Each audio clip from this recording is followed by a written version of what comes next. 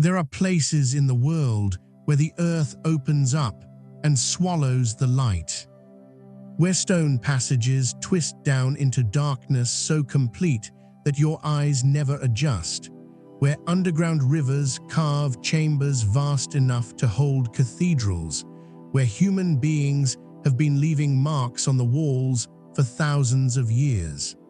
The cave systems of the Tennessee Valley are such places. Massive, intricate, dangerous, beautiful. And according to a theory that has persisted for nearly a century, according to claims that mainstream archaeology has repeatedly rejected but has never entirely silenced, these caves hold a secret.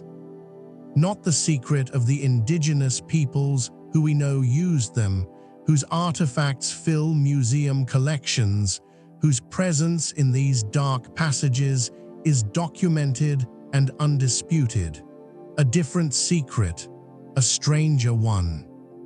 The theory says that deep in certain caves in Tennessee, in passages that were sealed or forgotten or deliberately hidden, there are carvings and objects and architectural features that do not belong to any known culture of Eastern North America, that instead belong to a civilization from 1,000 miles away, that the Maya, the people who built the pyramids of the Yucatan, who developed the most sophisticated writing system in the pre-Columbian Americas, who tracked Venus with precision that rivals modern astronomy, came north.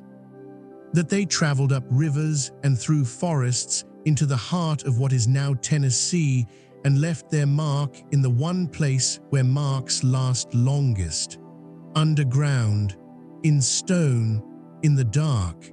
This is not a theory that you will find in academic journals. This is not a claim that professional archaeologists take seriously. The evidence for direct Mayan presence in Tennessee is, by the standards of mainstream archaeology, non-existent.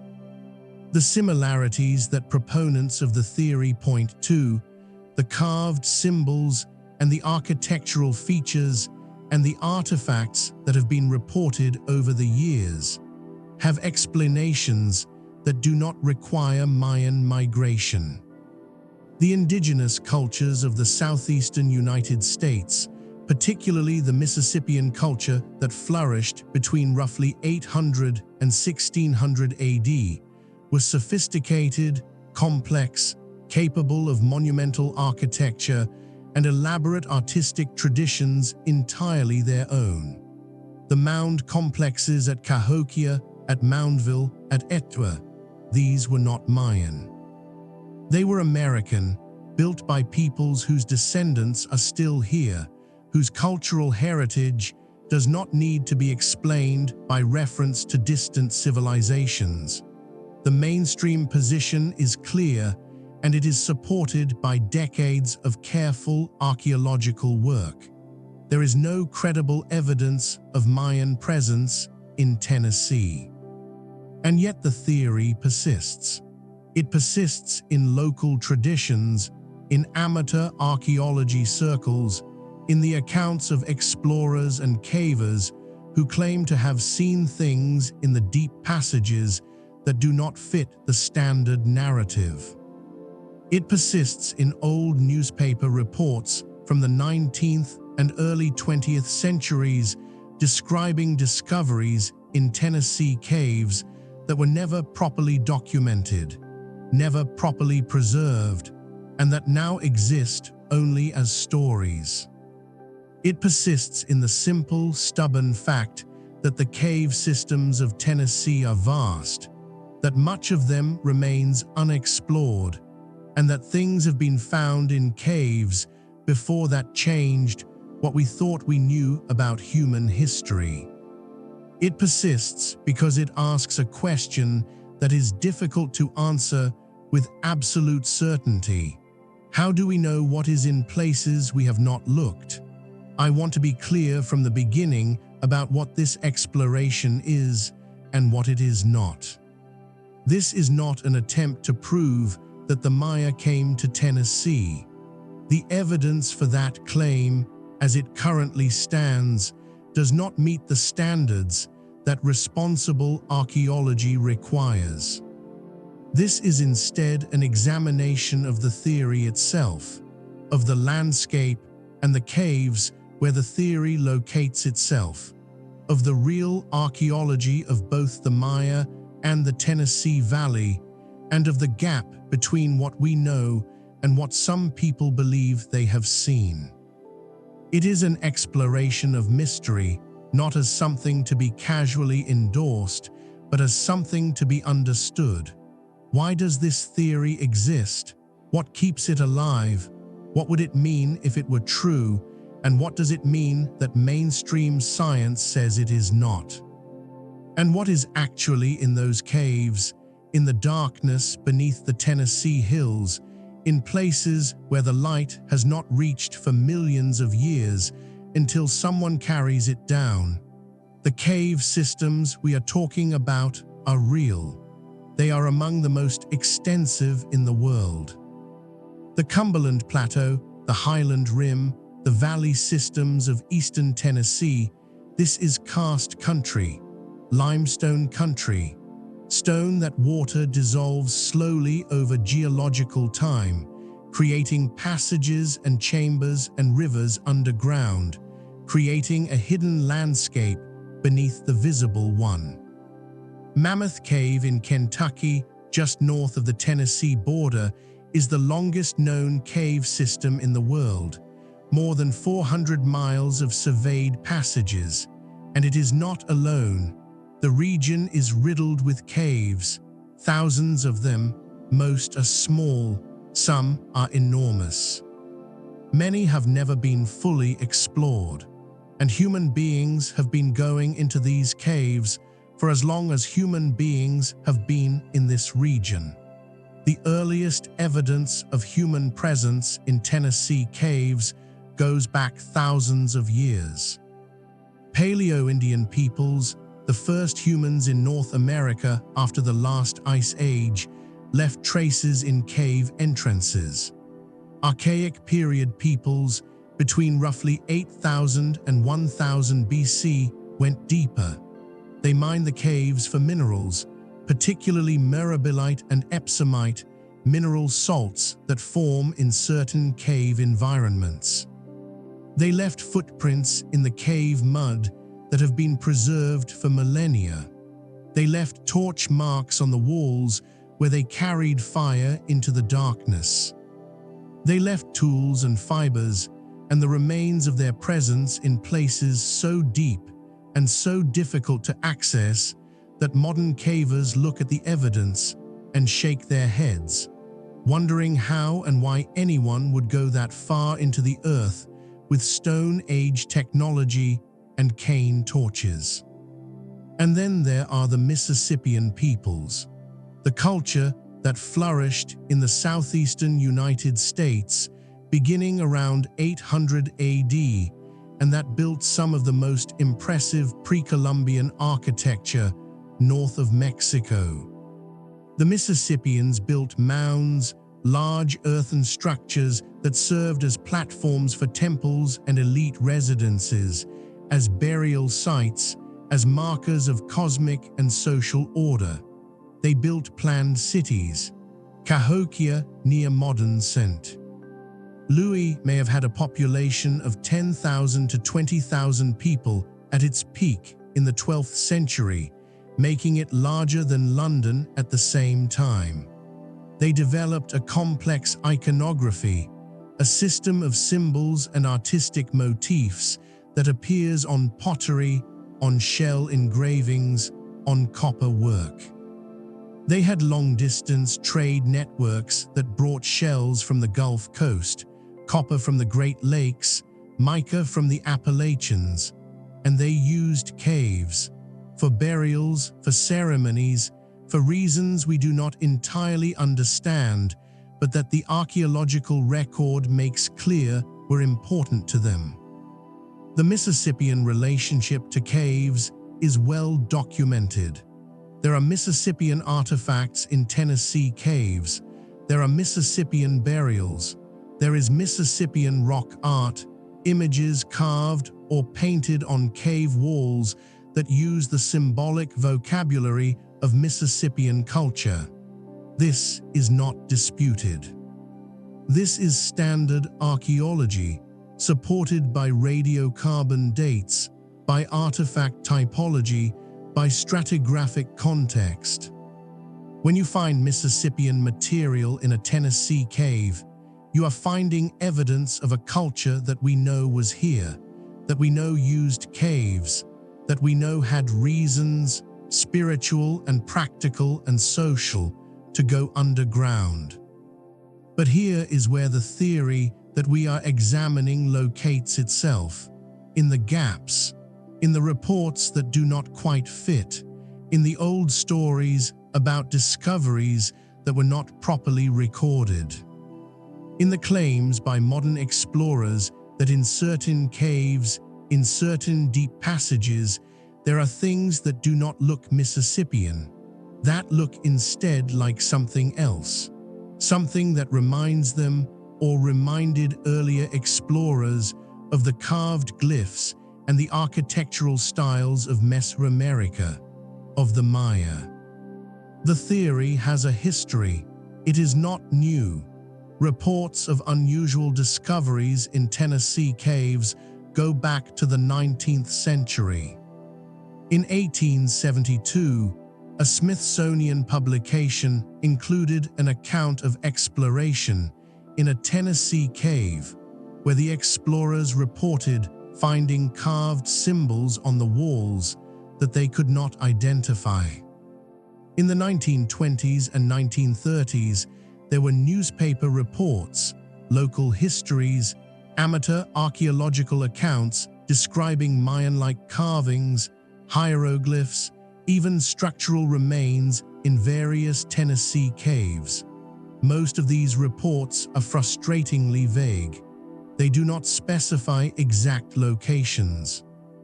They do not include photographs or rubbings or any kind of documentation that would allow later researchers to verify the claims. They exist as stories, tantalizing and impossible to confirm. In the mid-20th century, the theory gained a more vocal proponent. A researcher named Gloria Farley spent decades investigating what she believed were pre-Columbian inscriptions across the United States, including in Oklahoma, Colorado, and Tennessee. She documented rock carvings that she argued showed evidence of Old World contact with the Americas long before Columbus. Mainstream epigraphy, the study of ancient inscriptions, rejected most of her interpretations. The symbols she identified as Phoenician, as Iberian, as various Old World scripts were explained by professional archaeologists as either natural features, as Native American petroglyphs misinterpreted, or in some cases as modern forgeries. But Farley was persistent, and her work contributed to a broader alternative archaeology movement that continues to look for evidence of pre-Columbian contact between the Old World and the New. The Tennessee cave theory fits within this broader movement, but it has its own specific character. It is not primarily about transatlantic contact. It is about inter-American contact. The claim is not that Europeans or Phoenicians or Egyptians came to Tennessee. The claim is that Mesoamericans did. That the Maya, or peoples influenced by Mayan culture, traveled north from their heartland in what is now southern Mexico, Guatemala, Belize, and Honduras, and established some kind of presence in the interior of North America. That they brought with them their writing system, their architectural knowledge, their symbolic vocabulary. And that evidence of this presence exists in the caves. Why caves? The theory's proponents offer several explanations. Caves are permanent. What is carved in stone underground is protected from weathering, from vegetation, from the surface processes that destroy most archaeological evidence over time. Caves are sacred. In Mayan cosmology, caves were portals to Xibalba, the underworld. They were places of ritual significance, places where offerings were made, where the dead were buried, where contact with the divine was possible. If Mayan peoples came north and wanted to mark their presence in a way that honored their cosmological understanding, caves would be the logical place, and caves are hidden. If a migrant population was small, if they were trying to avoid conflict with local peoples, if they wanted to preserve their sacred practices away from the eyes of others, caves would offer refuge, secrecy, a place to maintain identity in a foreign land. These are reasonable speculations if you accept the premise, but the premise is exactly what mainstream archaeology does not accept.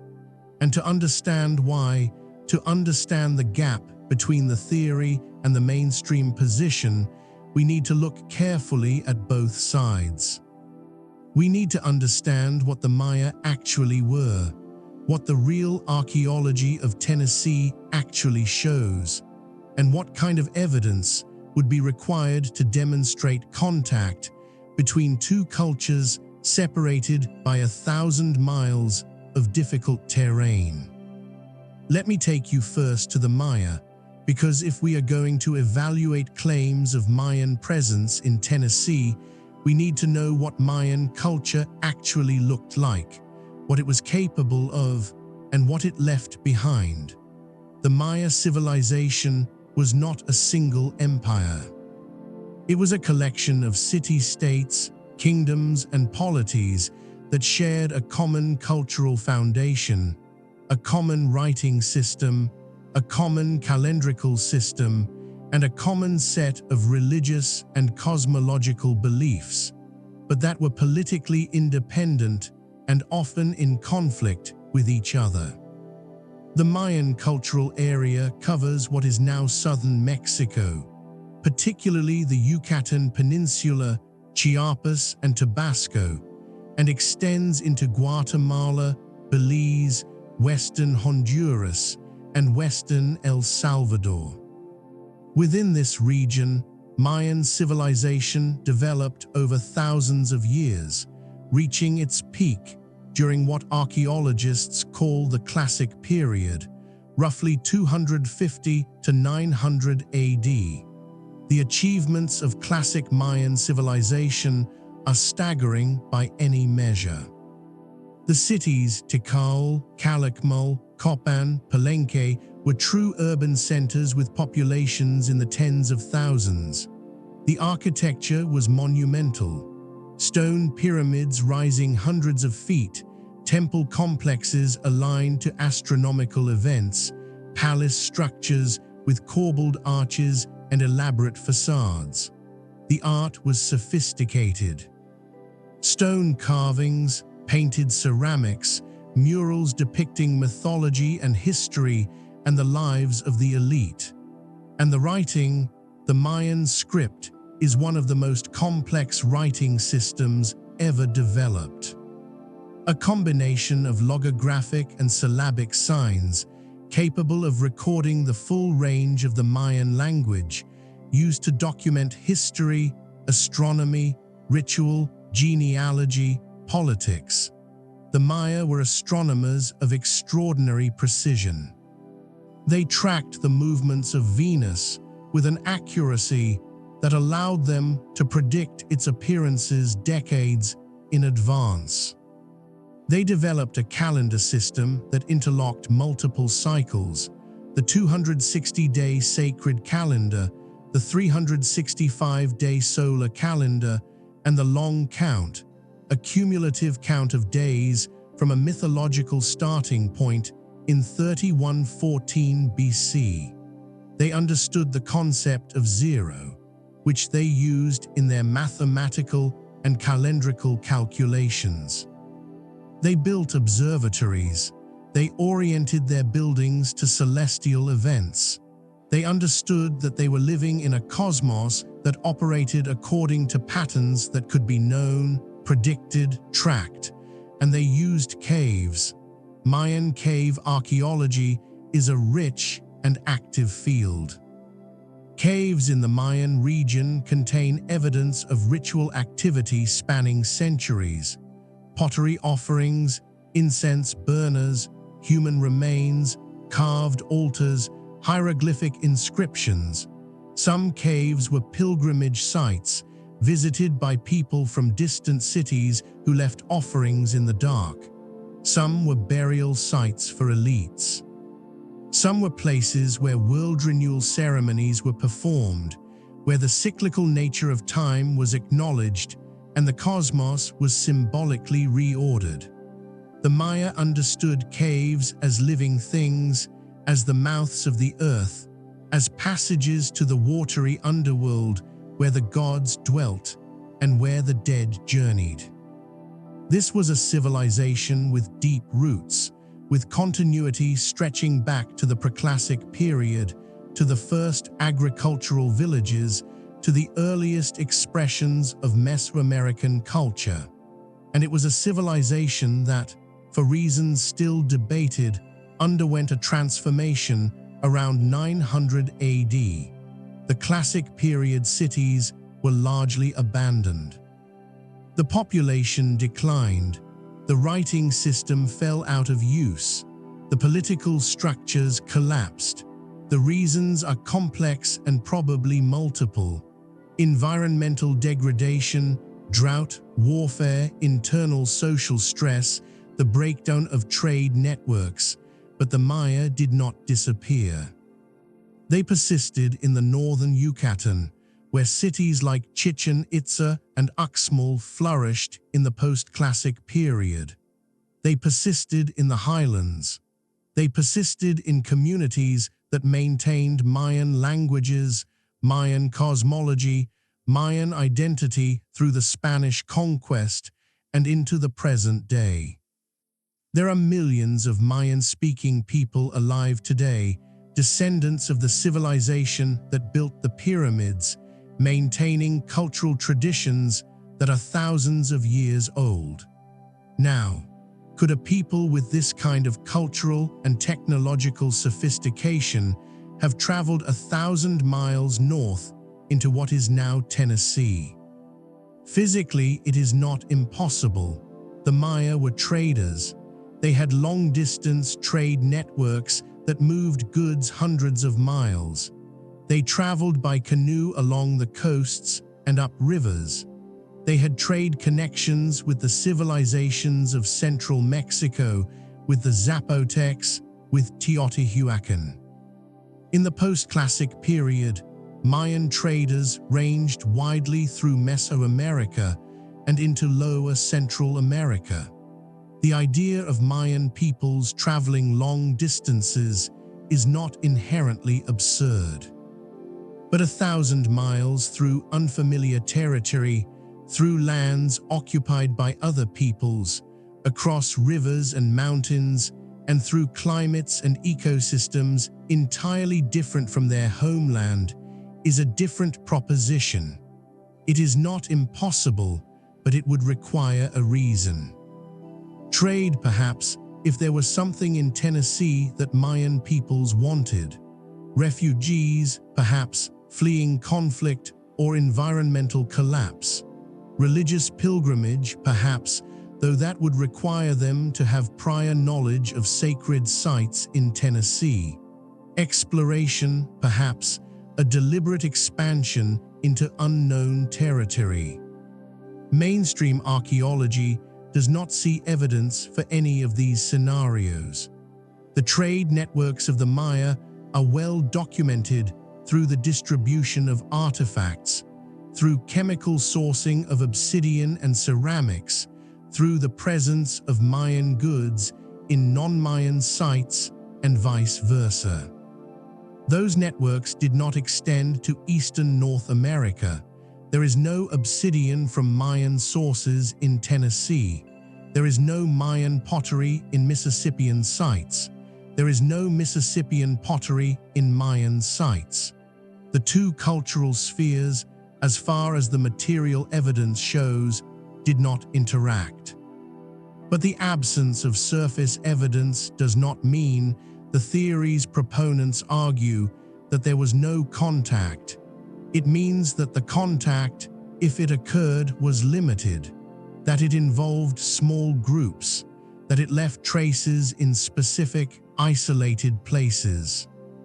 That those traces were not part of regular trade networks, but were instead the result of unique, one-time events, and that those traces are in the caves, where they have been protected from the processes that would have destroyed surface evidence.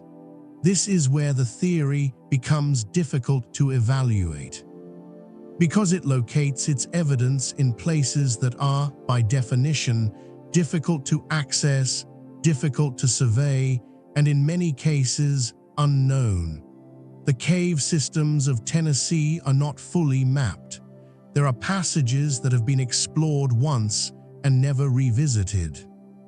There are passages that are accessible only to experienced cavers with specialized equipment. There are passages that flood seasonally, that are blocked by collapses, that are dangerous in ways that make systematic archaeological survey impractical. If someone claims that there is a Mayan inscription in a specific deep passage of a specific cave, how do you verify it? You have to go there. You have to have the skills to reach it safely. You have to be able to document it properly. And you have to be able to do so without damaging the cave environment, which is both scientifically important and legally protected. This difficulty of access is one reason why the claims about Mayan presence in Tennessee caves have never been definitively resolved. The reports exist. The claims exist. But the systematic, professional archaeological investigation that would be required to either confirm or debunk them comprehensively has not been done, largely because professional archaeologists do not consider the claims credible enough to justify the time, expense, and risk. If you are watching this to fall asleep, that is exactly why I make these videos in this style. And if you are finding this interesting, if the mystery is pulling you in, consider subscribing to the channel and leaving a like on this video. It helps others find these explorations, and it lets me know that this kind of deep dive into difficult questions is something you want more of. Let me know in the comments where you are right now and what time it is as you listen to this. I am curious about who finds these mysteries compelling and where in the world you are when you let them in. Now let us go deeper, not just into the theory, but into the actual landscape where the theory locates itself. Because the caves of Tennessee are real, and they are extraordinary, and they have a human history that goes back thousands of years. And whether or not the Maya ever set foot in them, they are places where the relationship between human beings and the deep earth has been negotiated for as long as humans have been here. The geography of Tennessee is a geology lesson written in stone and water. The state runs roughly east to west, divided into distinct physiographic regions that tell the story of how this land was made. In the east, the Appalachian Mountains, ancient peaks worn down by time, some of the oldest mountains on Earth.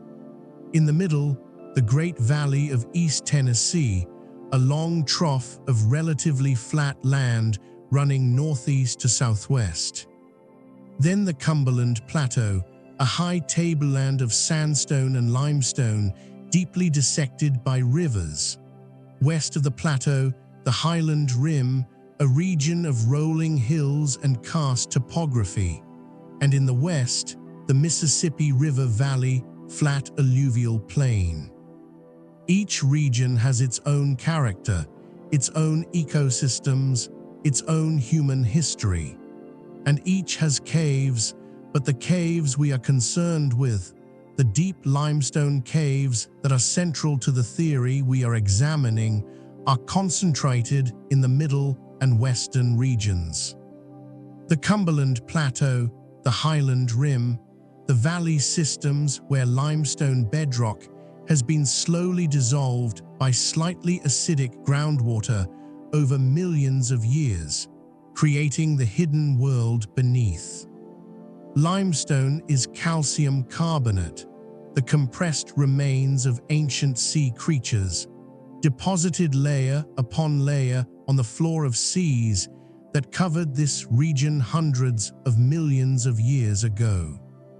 When the seas retreated and the land rose, when rivers began to cut through the rock, when rain began to seep into cracks and fissures, the slow work of dissolution began.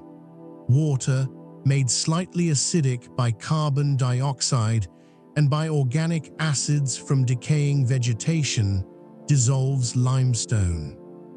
Not quickly, not visibly in human timescales, but steadily, grain by grain, molecule by molecule.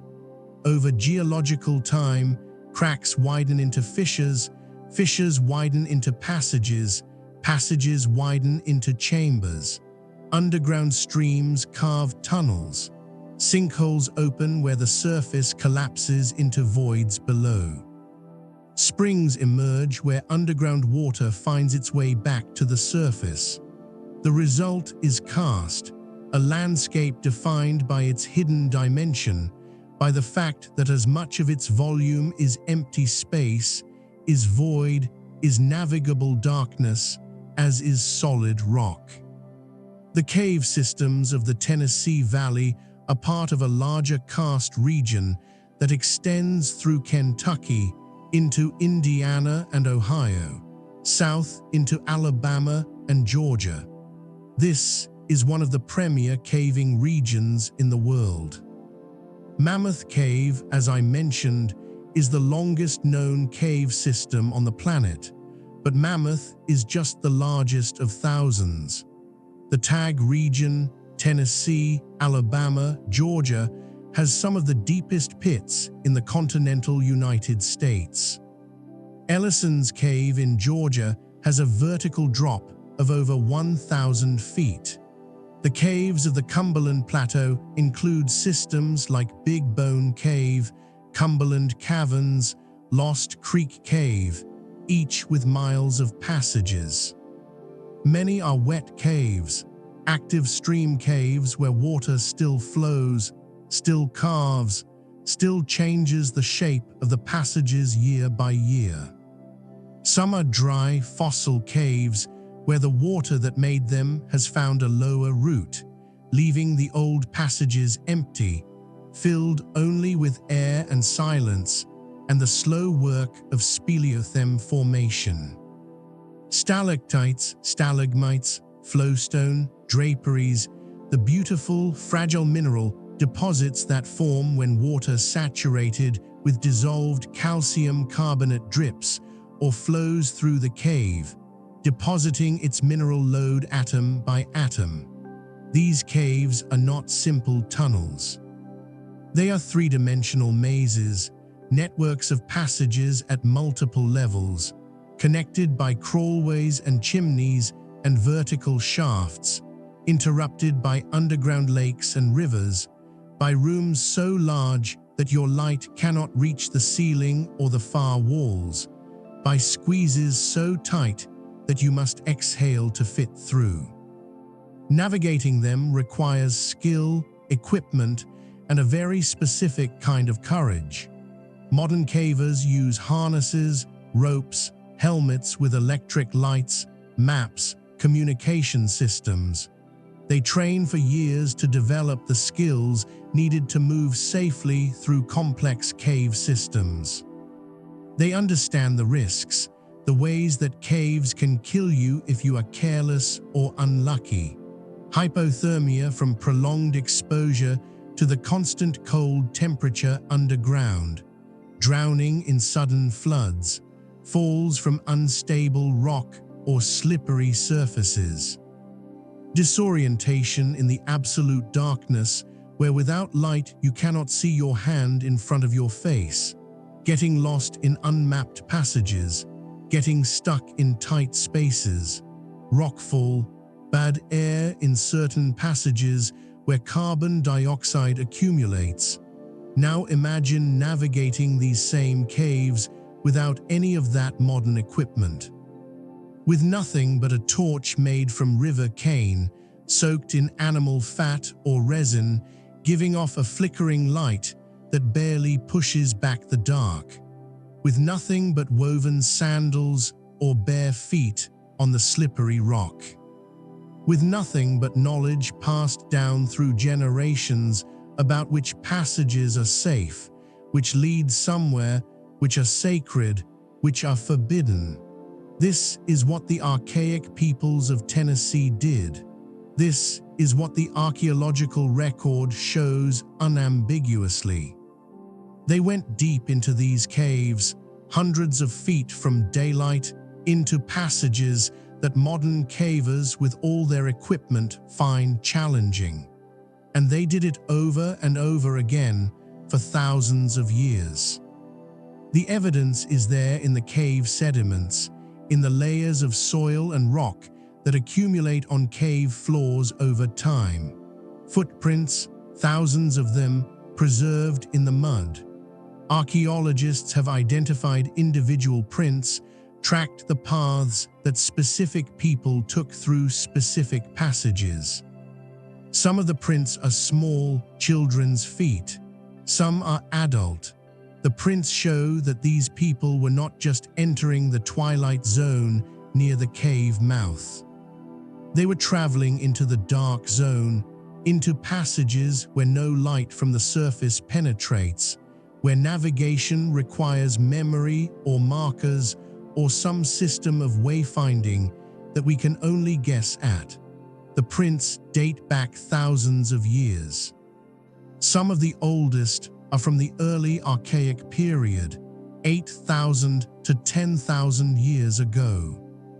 The people who made them are the ancestors of the indigenous peoples of Tennessee, peoples whose descendants would eventually develop into the cultures we call Mississippian, who would build the mounds and the cities, who would create the art and the trade networks that archaeologists study.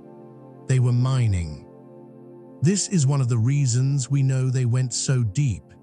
In certain caves, particularly in the Mammoth Cave system just over the border in Kentucky, but also in Tennessee caves, there are extensive prehistoric mining operations. The miners were after specific minerals that form in certain cave environments.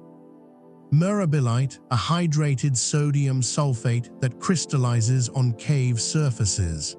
Epsomite, magnesium sulfate, what we now call Epsom salt. These minerals had uses that made the dangerous journey into the deep caves worth the risk. They could be used medicinally, as laxatives, as treatments for various ailments. They could be used in tanning hides. They could be used ceremonially. The exact uses are debated, but the mining is not. There are passages in Mammoth Cave where you can still see the marks of the mining activity. Shallow pits where the crystalline minerals were scraped from the walls and floor. Discarded tools, stone hammers, wooden digging implements. Torch residue on the walls. And those footprints, the paths of the miners going in and coming out, carrying their gathered minerals in woven bags. This mining activity seems to have peaked during the Archaic period and then declined.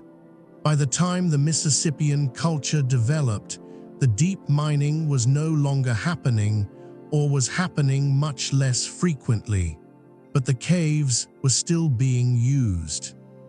For burials, for ritual, for purposes that left different kinds of evidence. Mississippian pottery in cave passages, intentionally placed, not simply discarded. Human remains, sometimes isolated skulls, sometimes articulated burials in specific locations within caves.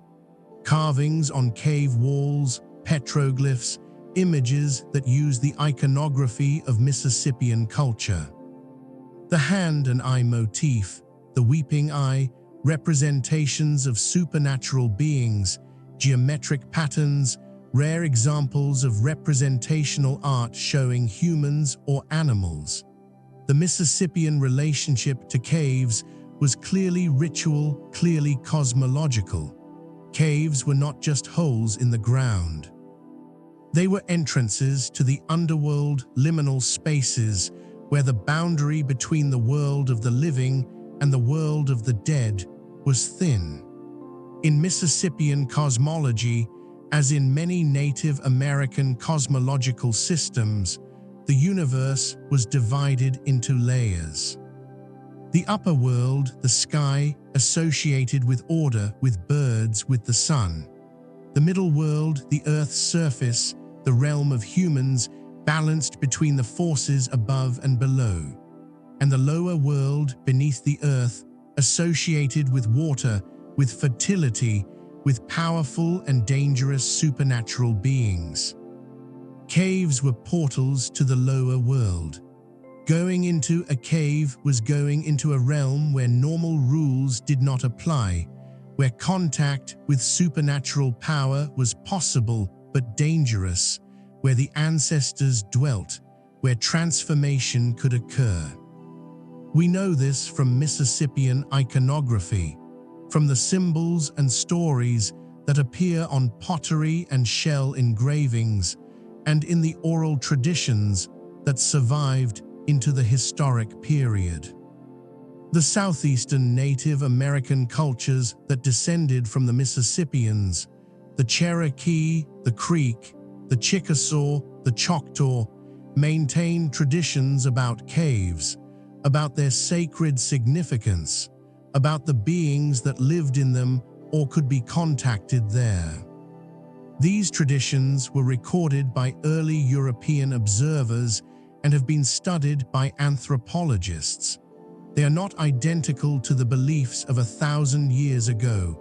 Cultures change and traditions evolve, but they preserve elements that likely have deep roots. The Cherokee, for example, had stories about the Nunnehi spirit people who lived in remote places, including caves, and who occasionally interacted with humans. The Creek had traditions about going underground to retrieve fire or knowledge or lost people. The cave was a threshold, a dangerous threshold, but one that could be crossed by those with the proper preparation, the proper ritual knowledge, the proper relationship to the powers that dwelt there. This is the context in which we have to understand any unusual features found in Tennessee caves. The first question is not, is this Mayan? The first question is this Mississippian, or is this from one of the earlier cultures that used these caves? Because we know those cultures were here, we know they used caves, we know they carved symbols and left offerings and buried their dead in the darkness. Any claim of Mayan presence has to account for the fact that there is a robust, well-documented tradition of indigenous cave use spanning thousands of years. So what are the specific claims? What exactly have people reported finding in Tennessee caves that they believe indicates Mayan presence? This is where the evidence, such as it is, becomes frustratingly difficult to pin down. The earliest reports are from the 19th century, a period when archaeology was not yet a professional discipline, when amateur exploration of caves was common, and when documentation standards were effectively non-existent.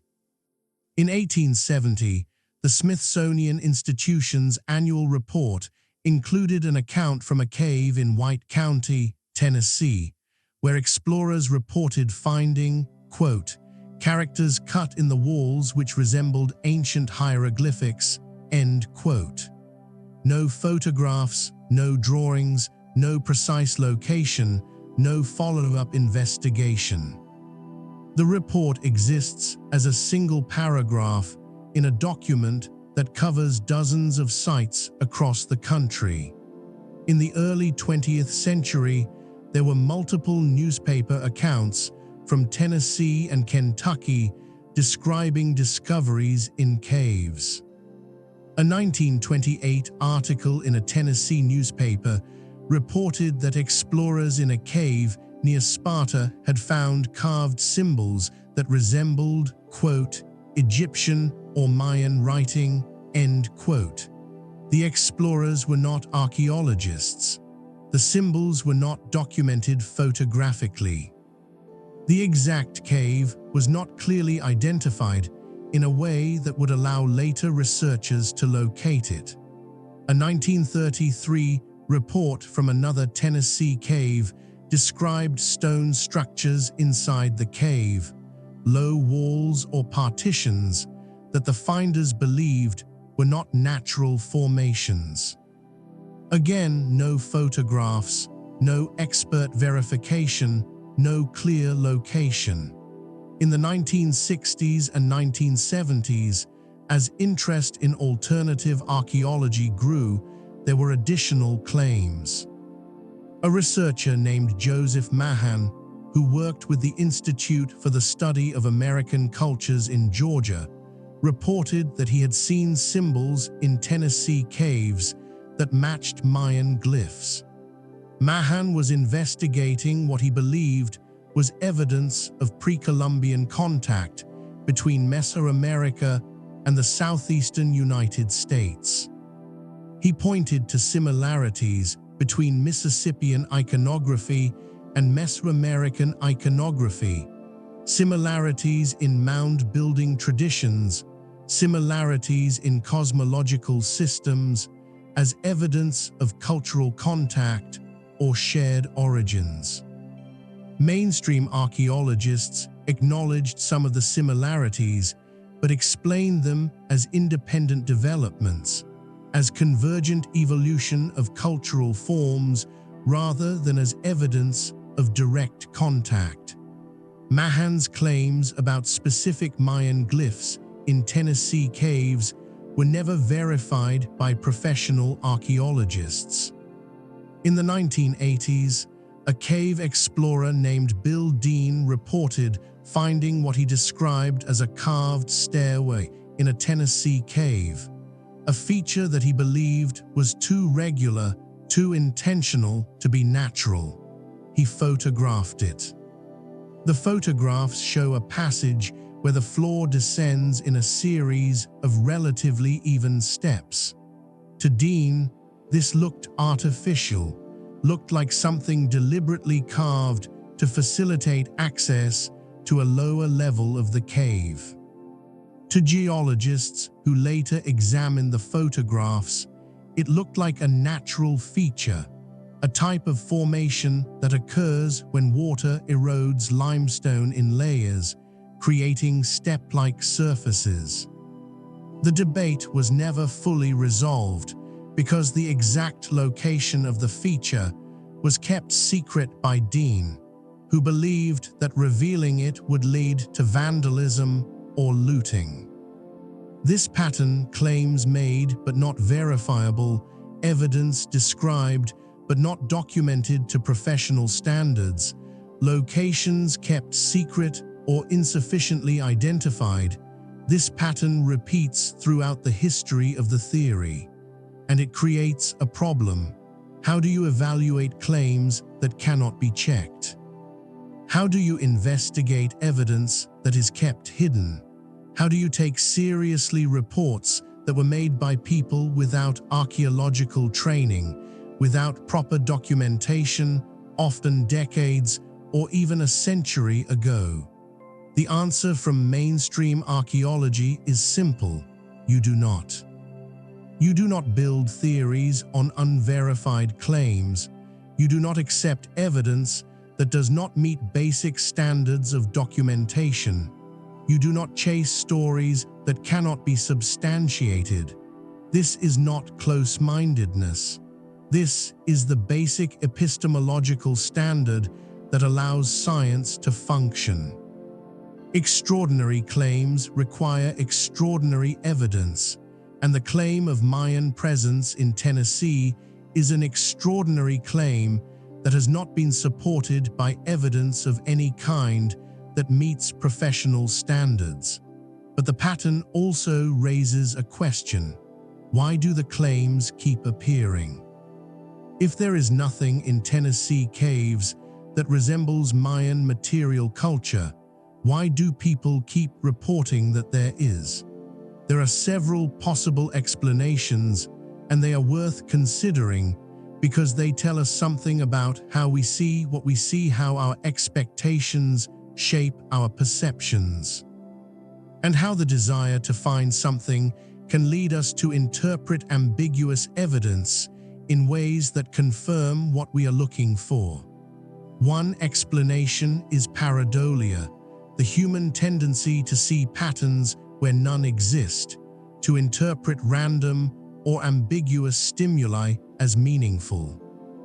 We see faces in clouds, animals in rock formations, messages in static. In the flickering light of a torch or a headlamp, on the irregular surfaces of cave walls where water and minerals have created complex textures and patterns, it is very easy to see shapes that look intentional. A natural crack that happens to be relatively straight can look like a carved line. A mineral stain that happens to form a circular shape can look like a deliberate symbol. Erosion patterns that create a series of parallel grooves can look like writing. If you are in a cave looking for evidence of ancient carvings, your brain will find carvings, even if what you are actually seeing is the random work of geology. Another explanation is cultural expectation. The 19th and early 20th centuries were periods when popular culture was fascinated by ancient civilizations, by lost cities, by the idea that there were great secrets hidden in remote places waiting to be discovered. The discovery of Mayan ruins in Central America, the decipherment of Egyptian hieroglyphs, the excavations at Troy and Mycenae, all of this fed a public imagination that was hungry for more. In that cultural context, finding something in a Tennessee cave and interpreting it as Egyptian or Mayan was a way of participating in the grand narrative of archaeological discovery, a way of making your local landscape part of the larger story. The desire to find something significant, something that connected the known world to the mysterious ancient world, was real, and that desire shaped how people saw and reported what they found. A third explanation, less charitable but probably true in at least some cases, is fabrication. Not necessarily outright hoaxes, though those have certainly occurred in the history of archaeology, but enthusiastic exaggeration, misremembering, the tendency of stories to grow in the telling. Someone sees something ambiguous in a cave, mentions it to a friend, the friend tells someone else with a few embellishments. The story gets into a local newspaper where a reporter adds dramatic language to make it more interesting, and within a few iterations, a natural rock formation has become a Mayan temple. And yet, there is a fourth possibility that is harder to dismiss entirely, which is that some of the reports, some of the claims, are describing something real. Not Mayan, not evidence of Mesoamerican migration, but real archaeological features from the indigenous cultures of Tennessee, features that the finders did not recognize as such because they were not familiar with Mississippian or archaic period material culture. A Mississippian petroglyph, if you do not know what Mississippian petroglyphs look like, might seem mysterious, might seem foreign, might trigger the association with other ancient cultures that used symbolic writing. A deliberate arrangement of stones in a cave passage. If you do not know that archaic peoples sometimes created structures or markers underground, might seem out of place, might seem like it must be from somewhere else. This possibility is worth taking seriously because it points toward a real gap in public knowledge about the indigenous archaeology of Eastern North America. The Mississippian culture was extraordinary. It built cities, created art, developed complex social and political systems, engaged in long-distance trade, and influenced a region stretching from the Great Lakes to the Gulf Coast. But it is not well known outside of specialist archaeology. Most people, if they think about pre-Columbian North America at all, think about the Pueblos of the Southwest, or the Plains Indians of the 19th century, or perhaps the mound builders as a vague, mysterious category. The specific achievements of the Mississippian culture, the scale and sophistication of sites like Cahokia, the beauty and complexity of Mississippian art, these are not part of the general cultural knowledge in the way that the pyramids of Egypt or the temples of the Maya are. So when someone finds something in a Tennessee cave that is clearly intentional, clearly the work of skilled human hands, and they do not know that the indigenous peoples of Tennessee were capable of such work, their mind reaches for the ancient civilizations they do know. The Maya, the Egyptians, the cultures that popular media have taught them represent the height of ancient achievement. It is not that they are seeing something that is not there. It is that they are interpreting something that is there in terms of the wrong cultural framework. If this is what is happening, then the solution is not to dismiss the reports, but to investigate them properly with experts who know what to look for, who can distinguish natural features from cultural features, who can recognize Mississippian or archaic material culture when they see it. But this requires access to the sites, requires documentation, requires the cooperation of the people who have found or who know about these features. And that cooperation has often not been forthcoming, partly because the finders believe that professional archaeologists will dismiss their claims without looking, and partly because professional archaeologists have indeed dismissed the claims without looking because the claims as presented do not meet basic evidentiary standards. It is a circular problem. The claims are not taken seriously because they are not documented. They are not documented because the people making them do not have the resources or the training to document them properly, and because professionals will not help document them because the claims are not taken seriously. And in the middle of this circle, the actual caves remain dark and deep and full of whatever is actually there. Let me take you now into a specific cave, not to look for Mayan glyphs, but to understand what it is like to be in these places. To understand the environment where the claims are located, to understand why the darkness and the stone and the water create a space where the imagination and the evidence and the mystery become difficult to separate. The entrance is a dark mouth in a hillside, a cleft in the limestone where a small stream emerges. In summer, the stream is a trickle. In spring, after heavy rains, it is a torrent. You approach through oak and hickory forest, through underbrush and over mossy stone. The air near the entrance is cooler than the surrounding woods, the breath of the cave, air that has been underground flowing out to mix with the surface air. The entrance is large enough to walk into upright, but within a few feet, the ceiling lowers and you are stooping, then crawling. The light from outside fades quickly. You switch on your headlamp. The passage opens up into a chamber, perhaps 20 feet across, with a ceiling that disappears into shadow above the reach of your light. The stream flows along one side of the chamber, cutting a channel in the mud and gravel floor.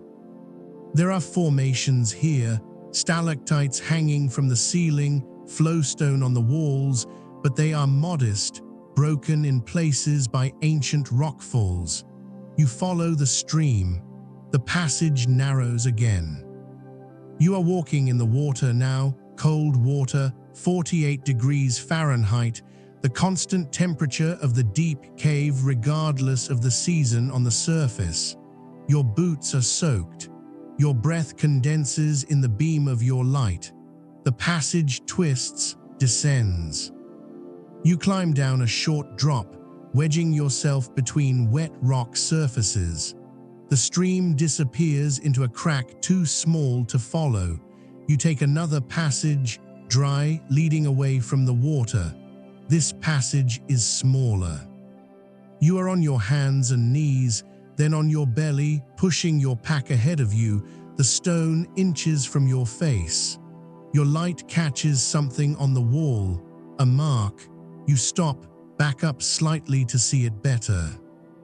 It is a line, a dark line on the pale limestone, roughly horizontal, about as long as your hand.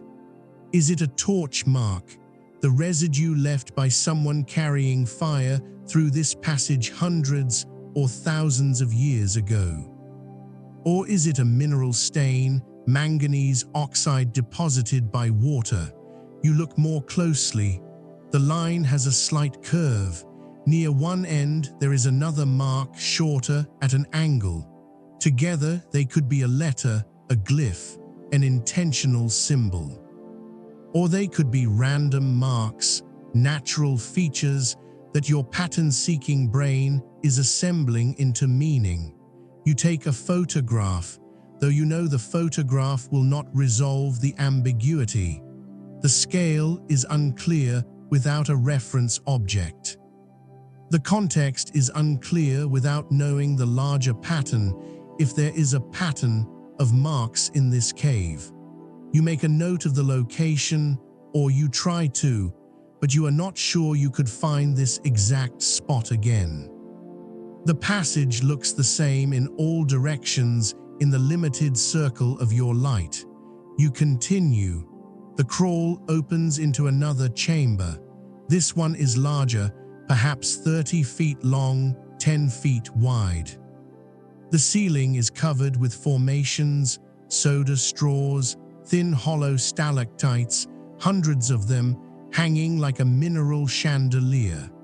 The floor is uneven, covered with breakdown, pieces of the ceiling that have fallen over the millennia. You move carefully, trying not to disturb anything, trying not to break any of the fragile formations. On the far wall, there is a ledge, and on the ledge, a shape that is not rock. You approach. It is pottery, a single sherd, a piece of a broken vessel. It is lying on the ledge as if it was placed there, though of course it could have been moved by water, by animals, by any number of natural processes. You do not touch it. Cave archaeology has strict protocols. Anything you find in place should be left in place and reported to professionals who can document and recover it properly. But you look closely. The sherd is plain, no decoration visible, but the curvature suggests it was part of a bowl. The clay is tempered with something, small white inclusions, possibly crushed shell. Shell tempering is characteristic of Mississippian pottery. This sherd could be 1,000 years old, left here by someone who came into this cave for reasons you can only guess at. Or it could be more recent, left by a historical period visitor, though the lack of any path to the ledge, the difficulty of reaching this chamber, makes that seem less likely. You take photographs, you note the location as best you can, and you leave the sherd where it is. This is archaeology. This is the careful, patient work of documenting context, of not jumping to conclusions, of accumulating evidence over time until a picture begins to emerge. You spend 2 more hours in the cave. You find more pottery, a few more sherds in different locations. You find a place where the mud on the floor holds a single footprint, small, possibly a child, possibly ancient, possibly modern. You find more marks on the walls, some that look intentional, some that are clearly natural. You find no glyphs, no carvings that resemble any writing system, Mayan or otherwise. You find no structures, no architectural features. You find a cave that has been used by humans, probably for a very long time, probably by the indigenous peoples whose descendants still live in Tennessee. You find evidence that is fragmentary, that is difficult to interpret without further investigation, that raises as many questions as it answers. And when you emerge, hours later, back into the daylight, blinking in the sudden brightness, you understand something that cannot be fully conveyed in words or photographs or even video. You understand that the cave is a different world. That the darkness and the stone and the silence and the cold create a space where time feels different, where the ordinary markers of human experience do not apply, where something as simple as a line on a wall becomes charged with possibility. You understand why people who find things in caves, who spend time in these places, sometimes come out believing they have encountered something extraordinary, because the cave itself is extraordinary. And the desire to find meaning in the darkness, to find evidence that you are not the first, that others came before and left their mark, that desire is human and it is powerful, and it is very, very easy to satisfy with evidence that is ambiguous. The question of whether the Maya could have reached Tennessee is separate from the question of whether they did. Capability does not equal actuality. Human beings are capable of extraordinary journeys. The Polynesians crossed thousands of miles of open ocean in outrigger canoes, navigating by stars and waves and birds, settling islands from Hawaii to Easter Island to New Zealand. The Norse reached North America 500 years before Columbus, establishing a settlement at Elance Orks Meadows in Newfoundland. Chinese vessels in the 15th century sailed to East Africa and perhaps beyond.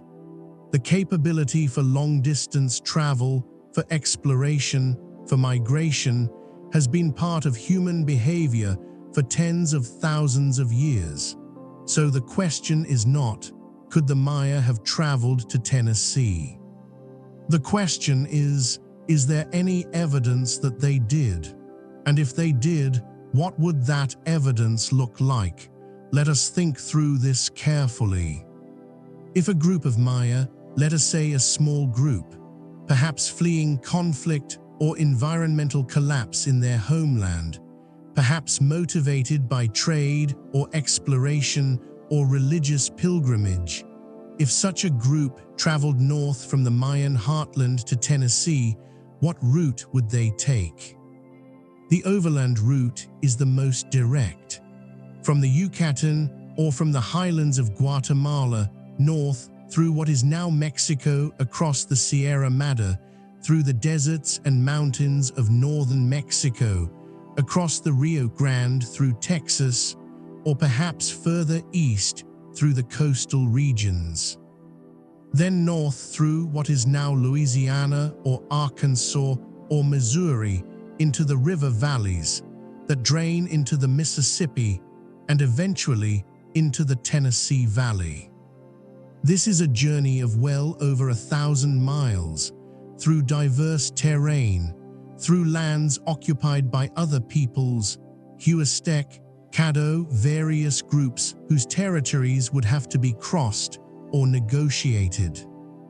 The journey would take months, possibly years, if the travelers were stopping to establish temporary camps, to hunt and gather, to trade with local populations. They would need to carry supplies or obtain them along the way. They would need to navigate without maps, using rivers as highways, following game trails, learning the landscape as they went. It is not impossible, but it is difficult, and it would leave traces. Campsites, lost or discarded objects, burials if anyone died along the way, possible interactions with the local populations that might be remembered in oral traditions or visible in the archaeological record as exotic trade goods or new cultural influences. The river route is another possibility. The Maya were skilled with watercraft. They used dugout canoes for coastal travel and for navigating rivers. A group traveling by canoe could follow the coast of the Gulf of Mexico west and then north, entering the Mississippi River system and traveling upstream. This would avoid much of the overland travel and would provide a reliable source of food and water. The Mississippi and its tributaries, the Ohio, the Tennessee, the Cumberland, form a vast network of navigable waterways that penetrate deep into the interior of North America. Indigenous peoples used these rivers for trade and travel for thousands of years. It is conceivable that Mayan travelers could have used them as well, but again, this would leave traces. Watercraft require maintenance and eventual replacement. Campsites along riverbanks. Portages around rapids or waterfalls where the canoes would have to be carried overland. And eventually, arrival at a destination where the travelers would establish some kind of presence, temporary or permanent, and where they would leave behind the material culture that archaeologists use to identify who was where and when. What would that material culture be? If we are looking for Mayan presence in Tennessee, what should we be looking for?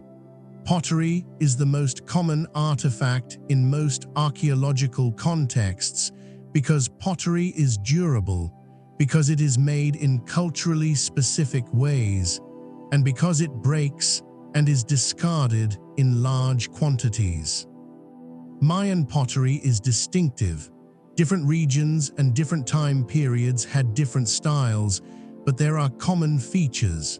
Certain shapes of vessels, certain decorative techniques, certain iconographic motifs.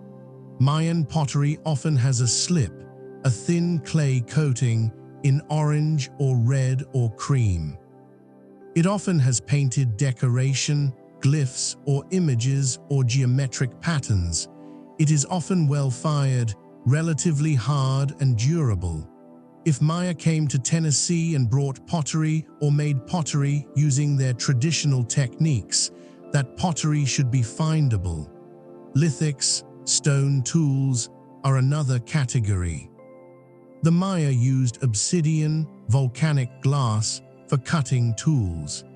Obsidian sources are geologically specific, and obsidian from Mesoamerican sources has a chemical signature that can be identified using techniques like X-ray fluorescence or neutron activation analysis.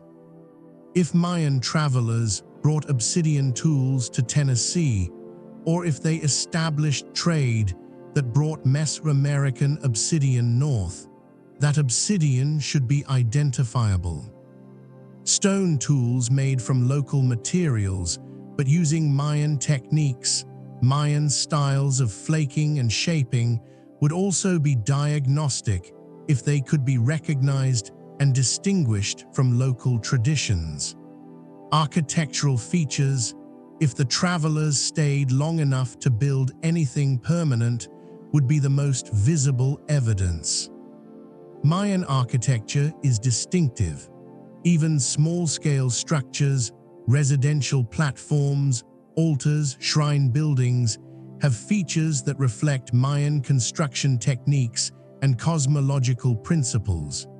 The use of lime plaster, the orientation of structures to cardinal directions or to astronomical events, the incorporation of specific symbolic elements. If there are Mayan structures in Tennessee, they should be recognizable as such. And then there is writing. The Mayan script is one of the most distinctive writing systems ever developed. It is visually complex, a combination of main signs and affixes arranged in glyph blocks, usually organized in double columns reading left to right and top to bottom. The individual signs are intricate, often incorporating elements of human or animal forms, often with internal detail, dots and lines and curves that give each glyph a unique appearance. If there are Mayan hieroglyphs carved in Tennessee caves, they should be identifiable.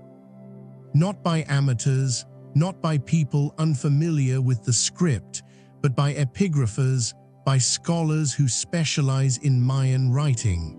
The script is well understood now. It has been largely deciphered. An epigrapher looking at a genuine Mayan inscription can read it, can tell you what it says, can identify the time period, and often the region based on stylistic features of the glyphs. This is the standard that claims of Mayan inscriptions in Tennessee should meet. Not "this looks vaguely like writing," not "this reminds me of Mayan glyphs," but "this is a Mayan glyph, specifically this glyph, with this phonetic or logographic value written in a style consistent with this period and this region." No claim of Mayan inscriptions in Tennessee has ever met that standard. No photographs or rubbings or descriptions of alleged Mayan carvings in Tennessee caves have ever been verified by a professional epigrapher as genuine Mayan script. There are several reasons why this might be. The most obvious is that there are no Mayan inscriptions in Tennessee caves because the Maya were never there. The reports are misidentifications, natural features interpreted as writing, indigenous petroglyphs misunderstood, modern graffiti, fabrications. This is the mainstream position, and it is supported by the absence of any other category of Mayan material culture in Tennessee. No pottery, no obsidian, no architecture, no inscriptions that can be verified. The simplest explanation for this pattern of absence is that there is nothing to find. But there are other possible explanations that are worth considering, not because they are likely, but because considering them helps us understand what evidence is, how it is recognized, and what happens when the gap between claim and verification cannot be easily closed. One possibility is that Mayan presence in Tennessee was so limited, so brief, so small in scale, that it left very little material evidence. A single expedition, a handful of people, staying for a short time, leaving behind only a few carvings in remote cave passages. If this were the case, the evidence would be extremely difficult to find. It would require searching vast areas of difficult terrain, much of it underground, for artifacts or features that might be unique or nearly so. The probability of finding such evidence by chance is very low. The probability of finding it through systematic survey is higher, but still low given the scale of the search area and the resources required. Another possibility is that the evidence exists, but has not been recognized. That what people have found and reported as Mayan is actually Mayan, but that the reports have been dismissed without proper investigation because the claims seemed implausible. That the photographs or descriptions that exist are insufficient for verification, but that the actual features, if examined in person by qualified experts, would be recognizable. This possibility requires a degree of failure on the part of professional archaeology, a failure to follow up on leads, a failure to take seriously enough the reports from non-professionals. It is not impossible. Science is a human endeavor, and humans make mistakes, overlook things, allow their expectations to shape what they see or do not see. A third possibility, more speculative, is that the evidence was deliberately hidden or destroyed. That if there was Mayan presence in Tennessee, it was for some reason important to conceal it. Perhaps the travelers were refugees, hiding from enemies, and they concealed their presence to avoid being tracked. Perhaps they were on a sacred mission, and the sites they created were meant to be secret, accessible only to initiates. Perhaps later peoples, indigenous or European, found evidence of Mayan presence and destroyed it, either deliberately as part of conflict or inadvertently through lack of understanding of what it was. Perhaps early explorers or treasure hunters found and removed artifacts without documenting where they came from, scattering the evidence into private collections where it cannot be studied. These scenarios are possible in the abstract, but they require evidence to be taken seriously, and the evidence does not exist. What exists instead is a collection of reports, stories, claims, photographs of ambiguous features, and a persistent belief among a small number of people that there is something in Tennessee caves that mainstream archaeology has missed or is ignoring. Let us look at one of the most detailed claims, one that has been circulated in alternative archaeology literature for decades, and that includes enough specificity that it can be examined carefully. In the 1960s, a man named John Haywood, not to be confused with the 19th century Tennessee historian of the same name, reported that he had found a cave in Middle Tennessee that contained what he believed were Mayan hieroglyphs and architectural features. Haywood was not an archaeologist, but he was an educated man with an interest in history and archaeology. He claimed that the cave contained a carved stairway leading down into a large chamber, and that the walls of the chamber were covered with carved symbols that resembled Mayan glyphs. Haywood took photographs. The photographs are black and white, grainy, difficult to interpret. They show what appears to be a cave passage with a rocky floor descending into darkness. They show close-ups of rock surfaces with various marks, some of which could be natural, some of which could be intentional. Haywood made drawings of the symbols he believed were glyphs, copying them as carefully as he could. The drawings show a variety of shapes, some geometric, some more complex, some that do bear a superficial resemblance to Mayan glyph elements. Haywood sent his photographs and drawings to several universities and to the Smithsonian. The responses he received were polite but dismissive. The features he had photographed appeared to be natural. The symbols he had drawn did not match any known Mayan glyphs closely enough to be considered genuine.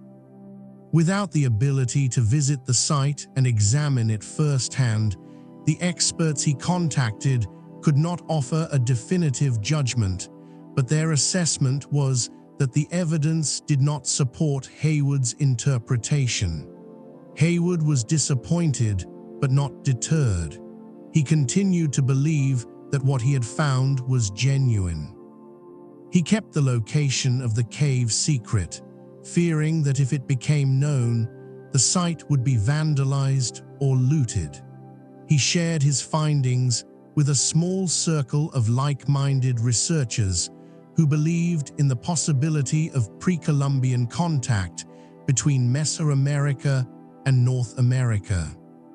And eventually, his account entered the alternative archaeology literature, where it has been cited repeatedly as evidence of Mayan presence in Tennessee.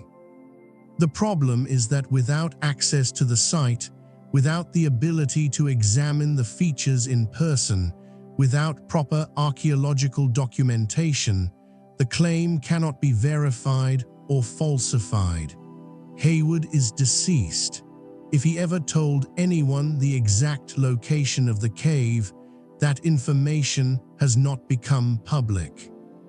The photographs and drawings exist, but they are not sufficient to make a determination. They show something, but what that something is remains ambiguous. This is frustrating from every perspective. From the perspective of mainstream archaeology, it is frustrating because it is a claim that cannot be properly evaluated and therefore cannot be accepted, but that continues to circulate as if it were credible evidence. From the perspective of people who believe the claim, it is frustrating because the evidence is dismissed without, in their view, a fair hearing. From the perspective of anyone interested in the truth, it is frustrating because the truth is inaccessible, locked away in an unknown cave, if it exists at all. What would it take to resolve this? It would take finding the cave that Haywood described, or finding another similar site, and documenting it properly. It would take professional archaeologists, epigraphers, geologists, working together to examine the features, to determine what is natural and what is cultural, to identify any cultural features according to the correct cultural framework, whether that is Mississippian or archaic, or, if the evidence genuinely supports it, Mayan.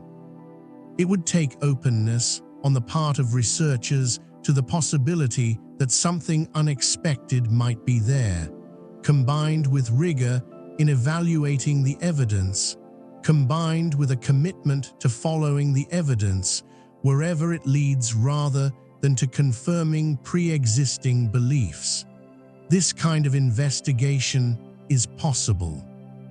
It happens in archaeology when there are credible reports of significant sites, but it requires resources, time, expertise, and most importantly, access. And access is the recurring problem in the Tennessee cave theory. The sites are remote, dangerous, often on private land, sometimes kept secret by the people who know about them. The combination of these factors makes systematic investigation difficult to impossible. Let me turn now to a different angle on this question, which is to ask what the indigenous peoples of Tennessee and the broader Southeast actually knew about Mesoamerica, and whether there is any evidence of contact or cultural exchange that does not require Mayan migration to Tennessee, but that might explain some of the similarities that people have noted. The answer is that there were connections between the Southeast and Mesoamerica, not direct contact in the sense of people traveling back and forth regularly, but indirect connections through trade networks, through the diffusion of ideas and technologies and cultural practices over long distances and long periods of time. Maize, for example, was domesticated in Mesoamerica, in what is now southern Mexico, around 9,000 years ago. It spread gradually north and east over thousands of years, carried by trade and by migrating peoples, adapted to new environments through selective breeding. Maize reached the southeastern United States by around 2,000 years ago and became a staple crop for the Mississippian peoples. The presence of maize in Tennessee is evidence of a connection to Mesoamerica, not a direct connection, not evidence that the Maya themselves brought it, but evidence that agricultural knowledge and plant domesticates moved across vast distances. Similarly, some elements of Mississippian iconography, some of the symbols and motifs that appear in Mississippian art, have parallels in Mesoamerican iconography. The feathered serpent motif, which appears in various forms in Mississippian art, is also a central motif in Mesoamerican mythology, associated with Quetzalcoatl among the Aztecs and with Kukulkan among the Maya. The hand and eye motif, the weeping eye, other elements of what archaeologists call the Southeastern ceremonial complex, have been compared to Mesoamerican motifs and have led some researchers to propose that there was ideological influence, that religious or cosmological ideas from Mesoamerica influenced the development of Mississippian culture. The mainstream interpretation of these parallels is that they represent either independent invention, similar ideas, arising in different places for similar reasons, or very indirect diffusion ideas moving through many intermediate steps over long periods of time and long distances, changing as they moved. So that by the time they reached the Southeast, they were no longer recognizably Mesoamerican, but had been integrated into a distinctly Southeastern cultural framework. A minority of researchers have argued for more direct contact, for the possibility that small groups of Mesoamerican traders or travelers reached the Southeast and had enough influence to introduce new ideas or symbols or practices. This is not the same as claiming that the Maya established a presence in Tennessee caves. It is a more modest claim that there was occasional contact, that ideas and perhaps objects moved between the two regions, and that this contact left traces in the archaeological record that are subtle but real. The evidence for this more modest claim is debated, but it is not entirely absent. There are a few objects from southeastern sites that appear to be of Mesoamerican origin or that were made in imitation of Mesoamerican styles. A copper bell from a Mississippian site in Georgia was chemically analyzed and found to match copper sources in West Mexico. A small number of marine shell artifacts from southeastern sites show iconography that is strikingly similar to Mesoamerican motifs. These are not definitive proof of direct contact, but they are suggestive. They indicate that the possibility of some level of interaction between the Southeast and Mesoamerica should not be dismissed out of hand. If there was such interaction, even if it was rare and indirect, it would provide a context for understanding why some features in Tennessee might seem to have Mesoamerican affinities. Not because the Maya came to Tennessee and carved their glyphs in caves, but because southeastern peoples who had some knowledge of Mesoamerican culture, whether through distant trade connections or through oral traditions or through their own travels, incorporated elements of that knowledge into their own symbolic systems. A Mississippian carver who had seen or heard about Mesoamerican glyphs might create symbols that echoed that form without being actual Mesoamerican writing. A southeastern cosmological system that had been influenced, however indirectly, by Mesoamerican ideas might express itself in ways that reminded later observers of Mesoamerican culture. This is speculation, but it is grounded speculation. It acknowledges the possibility of cultural exchange without requiring the extraordinary claim of direct Mayan presence.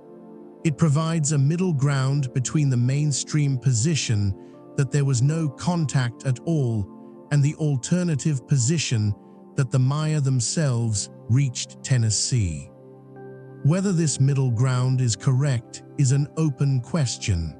The evidence is fragmentary and the interpretations are contested, but it is the kind of question that archaeology is equipped to investigate, given sufficient resources and access to sites. It is the kind of question where more research, more excavation, more analysis could move us closer to an answer.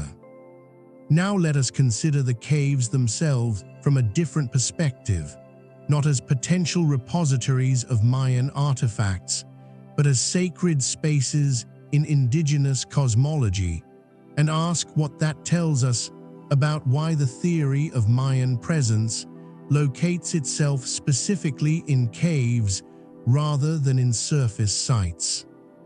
In many Native American cosmological systems, caves are liminal spaces, thresholds between worlds. The Hopi, whose ancestral lands are in the southwest, have traditions about emerging into this world from a previous world through a sipapu, an opening in the earth that is often represented symbolically in their kivas, their underground ceremonial chambers.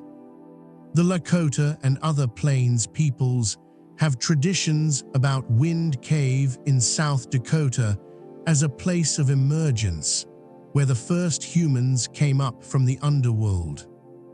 The Maya, as I mentioned earlier, understood caves as portals to Xibalba, the watery underworld, places of danger and power where the gods dwelt and where the dead journeyed. If there is a common thread in these diverse traditions, it is that caves are not just physical spaces, but cosmological spaces.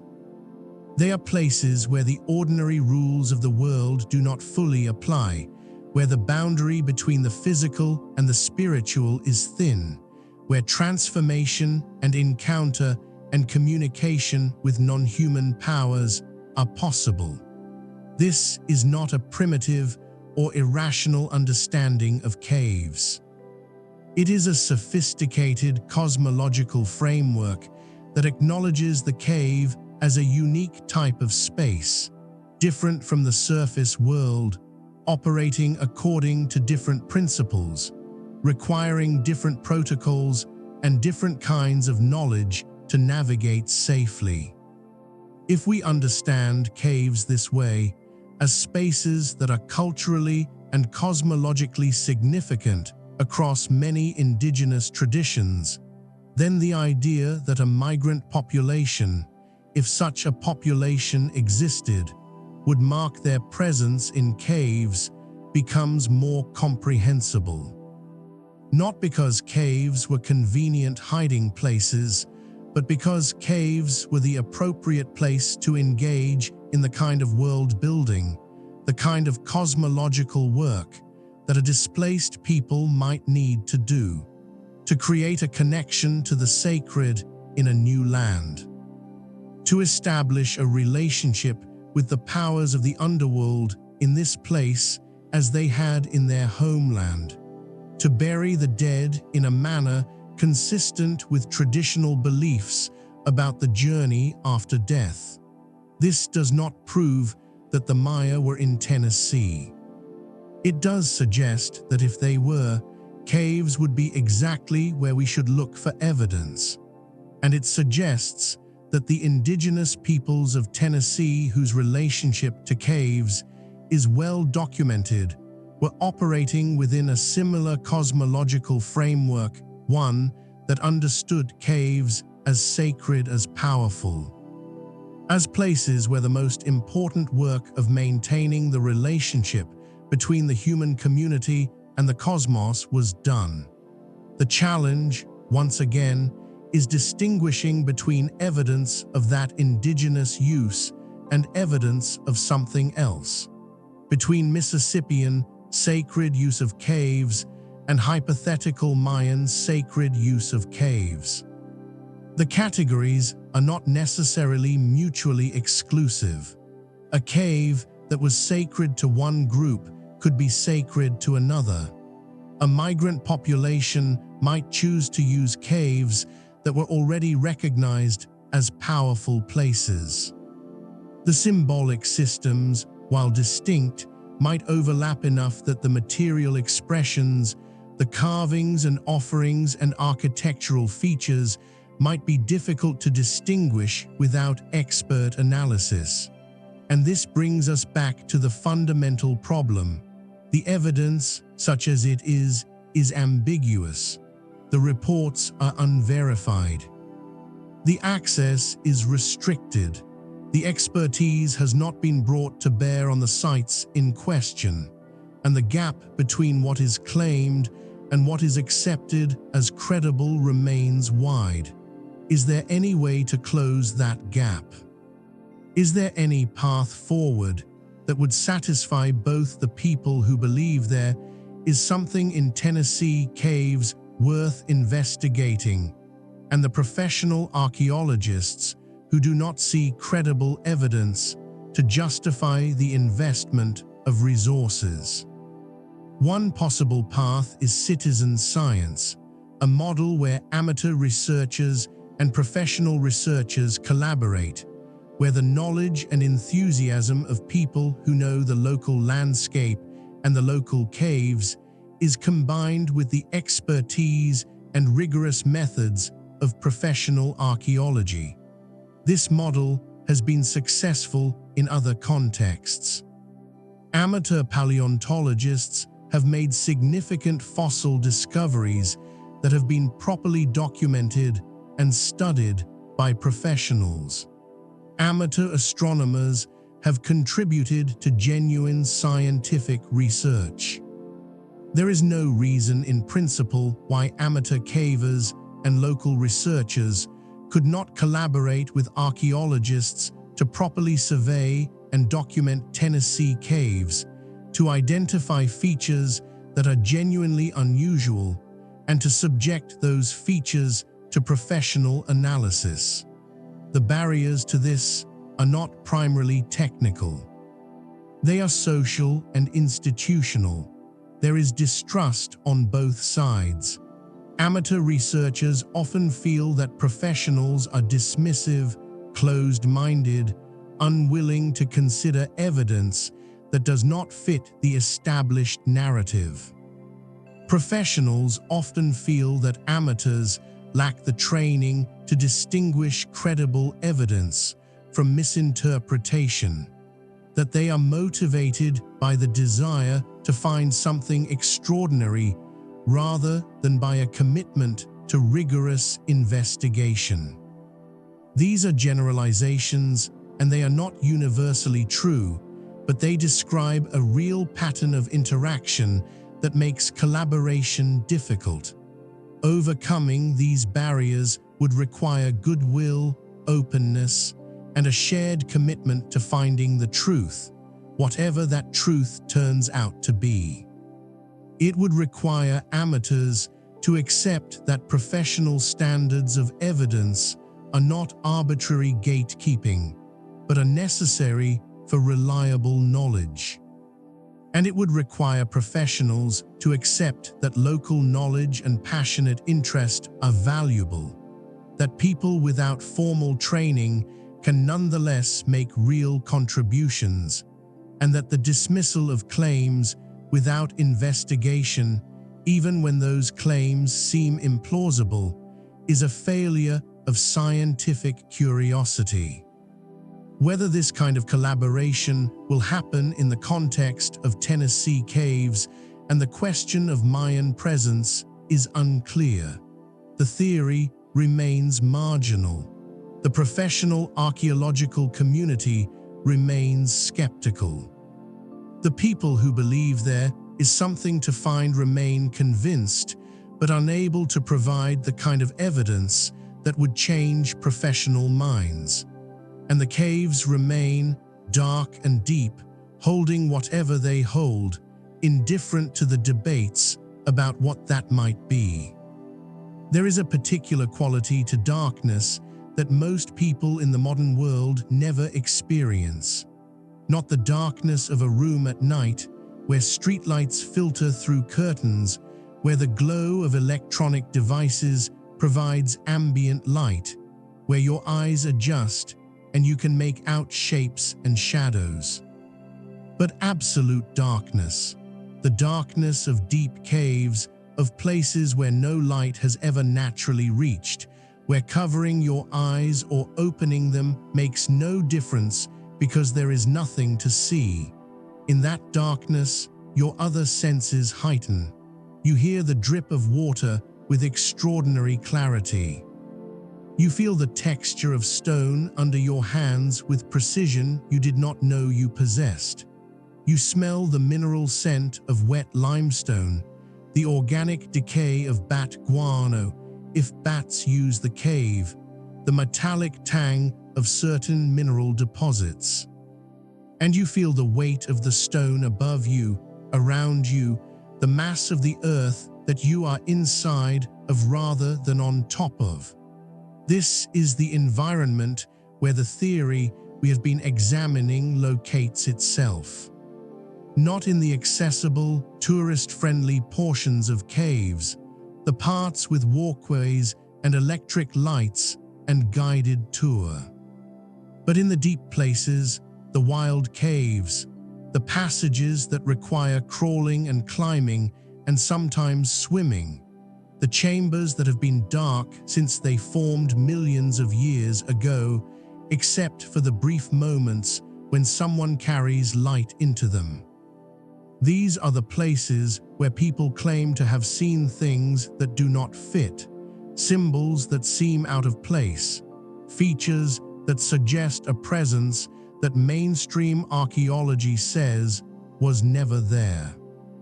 And the question that haunts this entire investigation is a simple one that does not have a simple answer. How do you know what you are seeing when you are seeing it in conditions that are so far removed from ordinary human experience, in darkness that is absolute, in silence that is complete, in isolation that is profound. How much of what is reported from these deep places is observation, and how much is interpretation shaped by expectation, by desire, by the powerful human need to find meaning and pattern and connection? I do not have an answer to that question that will satisfy everyone. I do not think there is such an answer. What I can offer instead is a way of thinking about the question that honors both the genuine mystery of what might be in places we have not fully explored and the equally genuine need for rigorous standards of evidence before we accept extraordinary claims. Let us start with what we know for certain. We know that the cave systems of Tennessee are vast, complex, and incompletely explored. We know that indigenous peoples used these caves for thousands of years, that they went deep into passages that are difficult and dangerous even with modern equipment, that they left behind artifacts and footprints and marks on the walls. We know that the Mississippian culture, which flourished in the southeast from roughly 800 to 1600 AD, was sophisticated, that it built monumental architecture, that it developed complex iconography and extensive trade networks, that it used caves for ritual and burial purposes.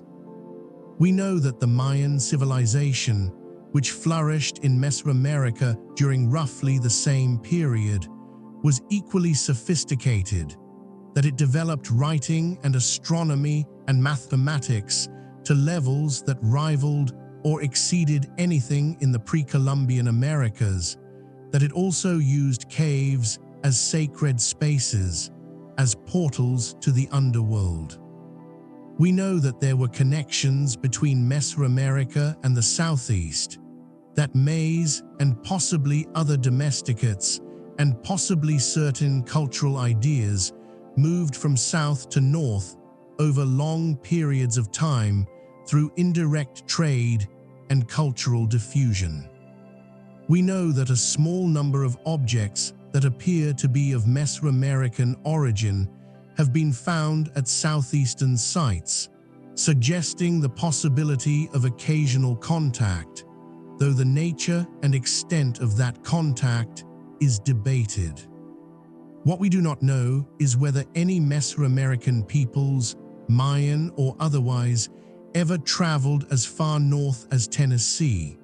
We do not know whether any such travelers, if they existed, left material evidence of their presence. We do not know whether any such evidence, if it exists, is in caves.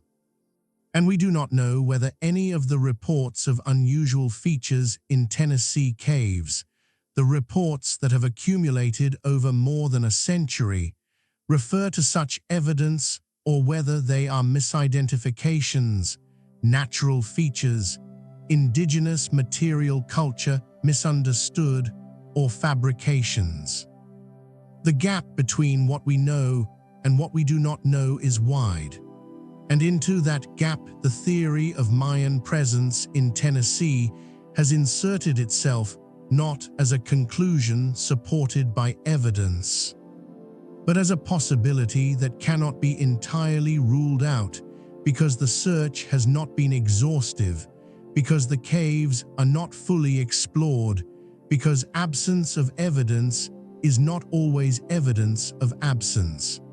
This is uncomfortable territory for science.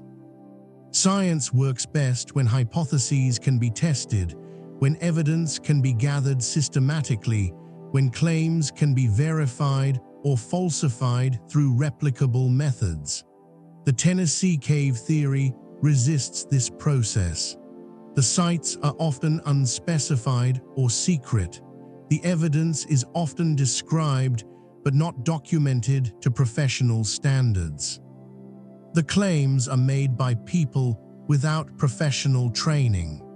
The professional community is skeptical, and sees no reason to invest resources in investigating claims that do not meet basic evidentiary thresholds. And so the theory persists in a kind of liminal state, neither proven nor fully debunked, believed by some and dismissed by others, located in physical spaces that are themselves liminal threshold spaces between the known and the unknown. Is there a way out of this impasse? I think there is, but it requires a shift in how we think about what we are looking for and why. If the question is, did the Maya establish a presence in Tennessee? And if we define presence to mean a lasting settlement, a community that maintained Mayan identity over generations, that built structures and created a significant material culture record, then the answer is almost certainly no. The evidence that such a presence would leave pottery, distinctive architecture, burials with Mayan cultural markers, a significant quantity of artifacts distributed across multiple sites, that evidence does not exist. Professional archaeologists have surveyed Tennessee extensively. They have excavated hundreds of sites. They know what the indigenous archaeological record looks like. If there were a Mayan settlement or a series of settlements, the evidence would have been found by now. But if the question is different, if the question is whether small groups of Mesoamerican peoples ever traveled to Tennessee, whether individual travelers or explorers or refugees ever reached this region and left minimal traces of their presence, then the answer is not no, but we do not know. And the distinction between those two questions is important because it changes what kind of evidence we should be looking for and what standards that evidence should meet. A single expedition, a handful of people passing through the region or staying briefly, would leave very little material evidence. Perhaps a few carvings in a remote cave, perhaps a small cache of artifacts buried or hidden and never recovered, perhaps nothing at all that would survive in the archaeological record. The probability of finding such minimal evidence by chance is very low. The probability of finding it through systematic search is higher, but still low given the scale of the area and the difficulty of accessing many of the potential locations. Does this mean we should invest significant resources in searching for such evidence? That depends on what we think the payoff would be. If the goal is simply to determine whether Mesoamerican peoples ever reached Tennessee, the answer, even if we found evidence, would be interesting, but would not fundamentally change our understanding of either Mayan culture or southeastern indigenous cultures.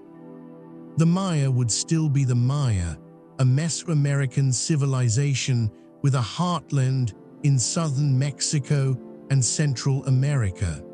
The Mississippian culture would still be the Mississippian culture, a southeastern phenomenon with its own developmental trajectory. The discovery that a few Mayan travelers reached Tennessee at some point would be a footnote, a curiosity, not a paradigm shift. But if the goal is broader, if the goal is to understand the full extent of pre-Columbian travel and cultural exchange in the Americas, to map the networks of contact and influence that connected distant regions, to challenge the assumptions that have sometimes led archaeologists to underestimate the mobility and the reach of ancient peoples, then the search for evidence of Mesoamerican presence in the Southeast, whether in Tennessee or elsewhere, becomes part of a larger and more important project. And if the goal is even broader still, If the goal is to understand how we know what we know about the past, how evidence is recognized and evaluated, how the gap between professional and amateur archaeology can be bridged, how local knowledge and scientific rigor can be combined, then the Tennessee cave theory becomes valuable not for the specific claim it makes, but for the questions it raises about method and epistemology and the social dynamics of knowledge production. These are different goals, and they require different approaches. But all of them, I think, require taking seriously the possibility that there are things in Tennessee caves that have not been adequately documented, not because those things are necessarily Mayan, but because the caves are vast and difficult and incompletely explored. And because the history of archaeology is full of examples of things being found in unexpected places once people started looking in the right way. Let me take you back to the caves one more time, not to search for Mayan glyphs, but to think about what it means to be in a place where human presence is ancient, and the marks of that presence are still there, still visible, still asking to be understood. You are in a passage deep in a Tennessee cave, perhaps a mile from the entrance, perhaps more. You have been underground for hours. Your sense of time is distorted. You are cold, wet, tired. Your light illuminates a small circle of rock around you. Beyond that circle is darkness so complete that it feels like a physical thing, like a presence.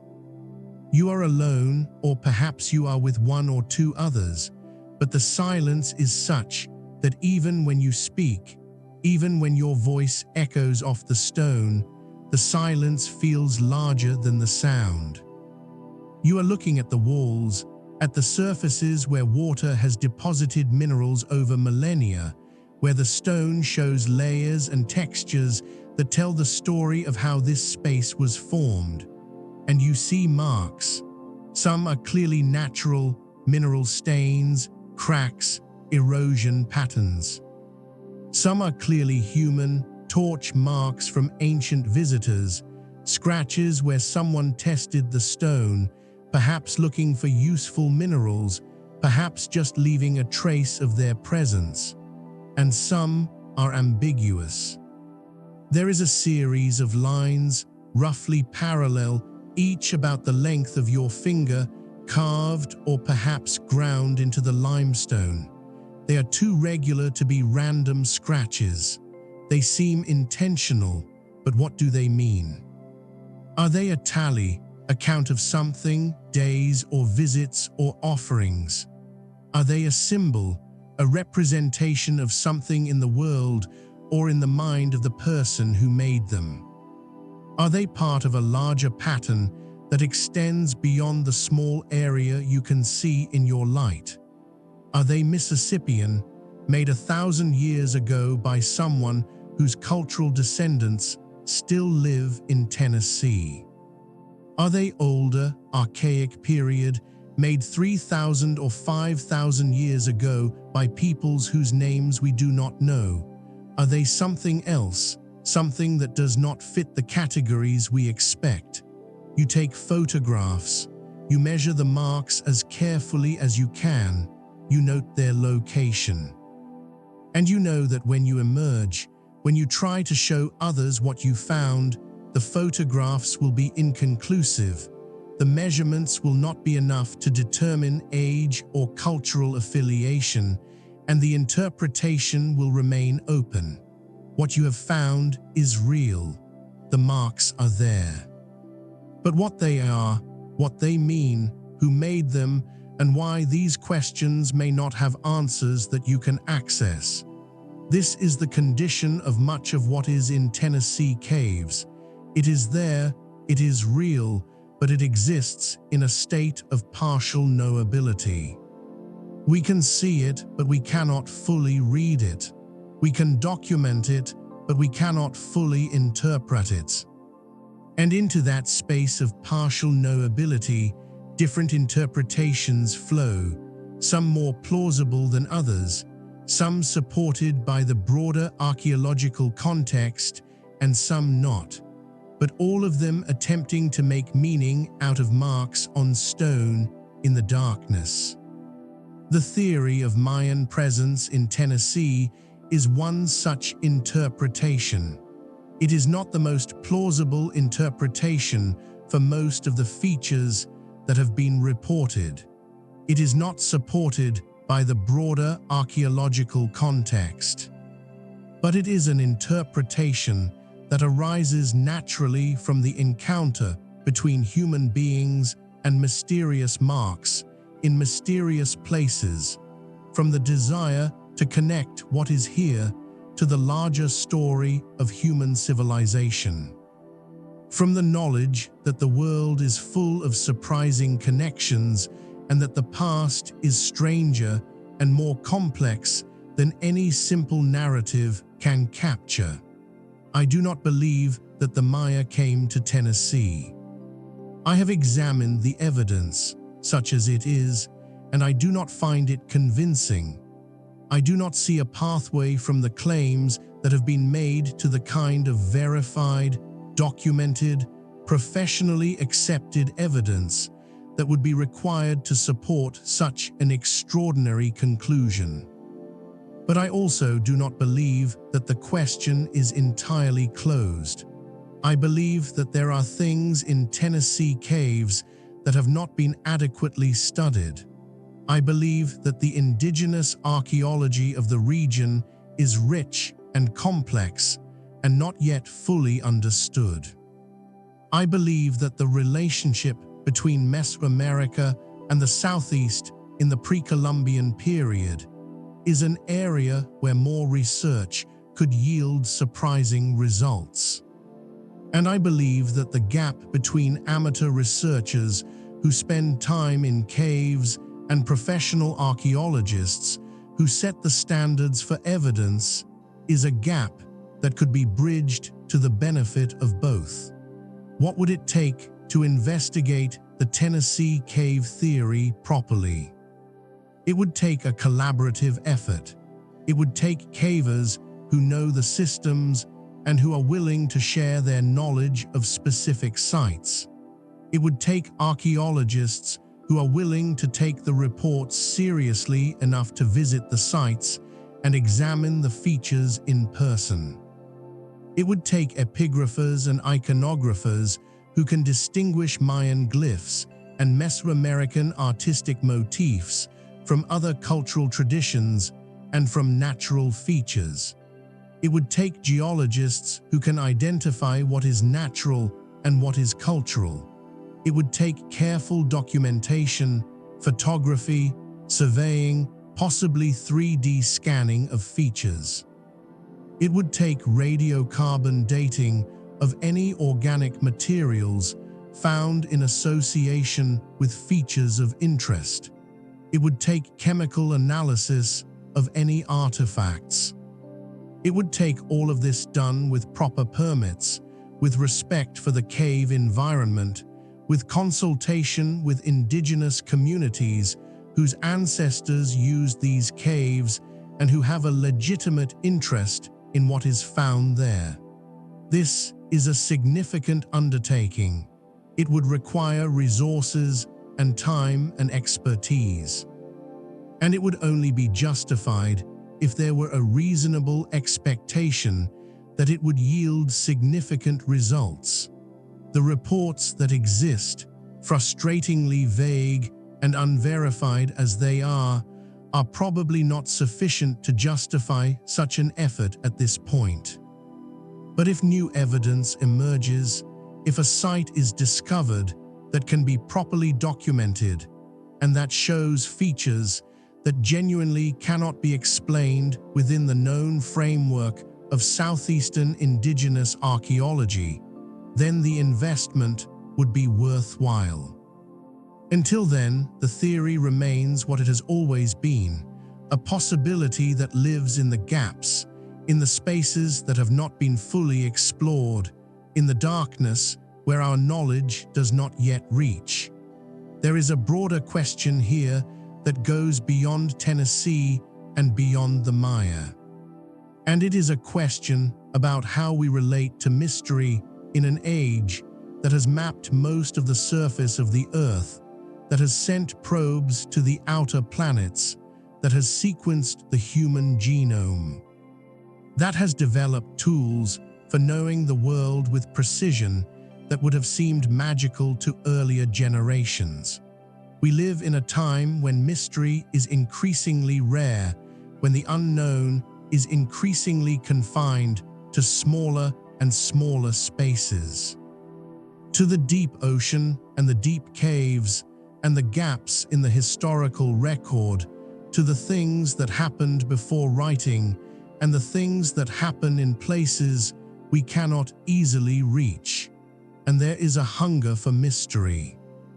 A hunger to believe that there are still secrets, still things hidden, still discoveries to be made that will change what we thought we knew. This hunger is human and it is healthy. It drives exploration, drives curiosity, drives the asking of questions that lead to new knowledge. But it can also drive us to see what we want to see, to interpret ambiguous evidence in ways that confirm what we hope is true, to resist the conclusions that the evidence actually supports, because those conclusions are less exciting, less mysterious, less paradigm-shattering than the alternatives. The Tennessee cave theory, in this light, is not primarily about the Maya. It is about the hunger for mystery. It is about the desire to believe that there are still hidden chapters in the story of the Americas, that there are still connections waiting to be discovered, that the official narrative is incomplete, and that the truth is stranger and richer than what we have been told. This desire is not wrong. The official narrative is incomplete. There are still connections waiting to be discovered. The truth is stranger and richer than any narrative can fully capture. But the way to honor that truth is not to accept unverified claims. It is to do the hard work of verification, to bring rigorous methods to bear on the questions, to be willing to be wrong, to follow the evidence even when it leads away from the exciting conclusion toward the more mundane one. And it is to remain open to surprise, to remain willing to be shown that the assumptions we brought to the investigation were incorrect, that the world is indeed stranger than we thought, but strange in ways that we could only discover through careful, disciplined attention to what is actually there. The caves of Tennessee are real. They are extraordinary even without Mayan glyphs. They are among the most extensive cave systems in the world.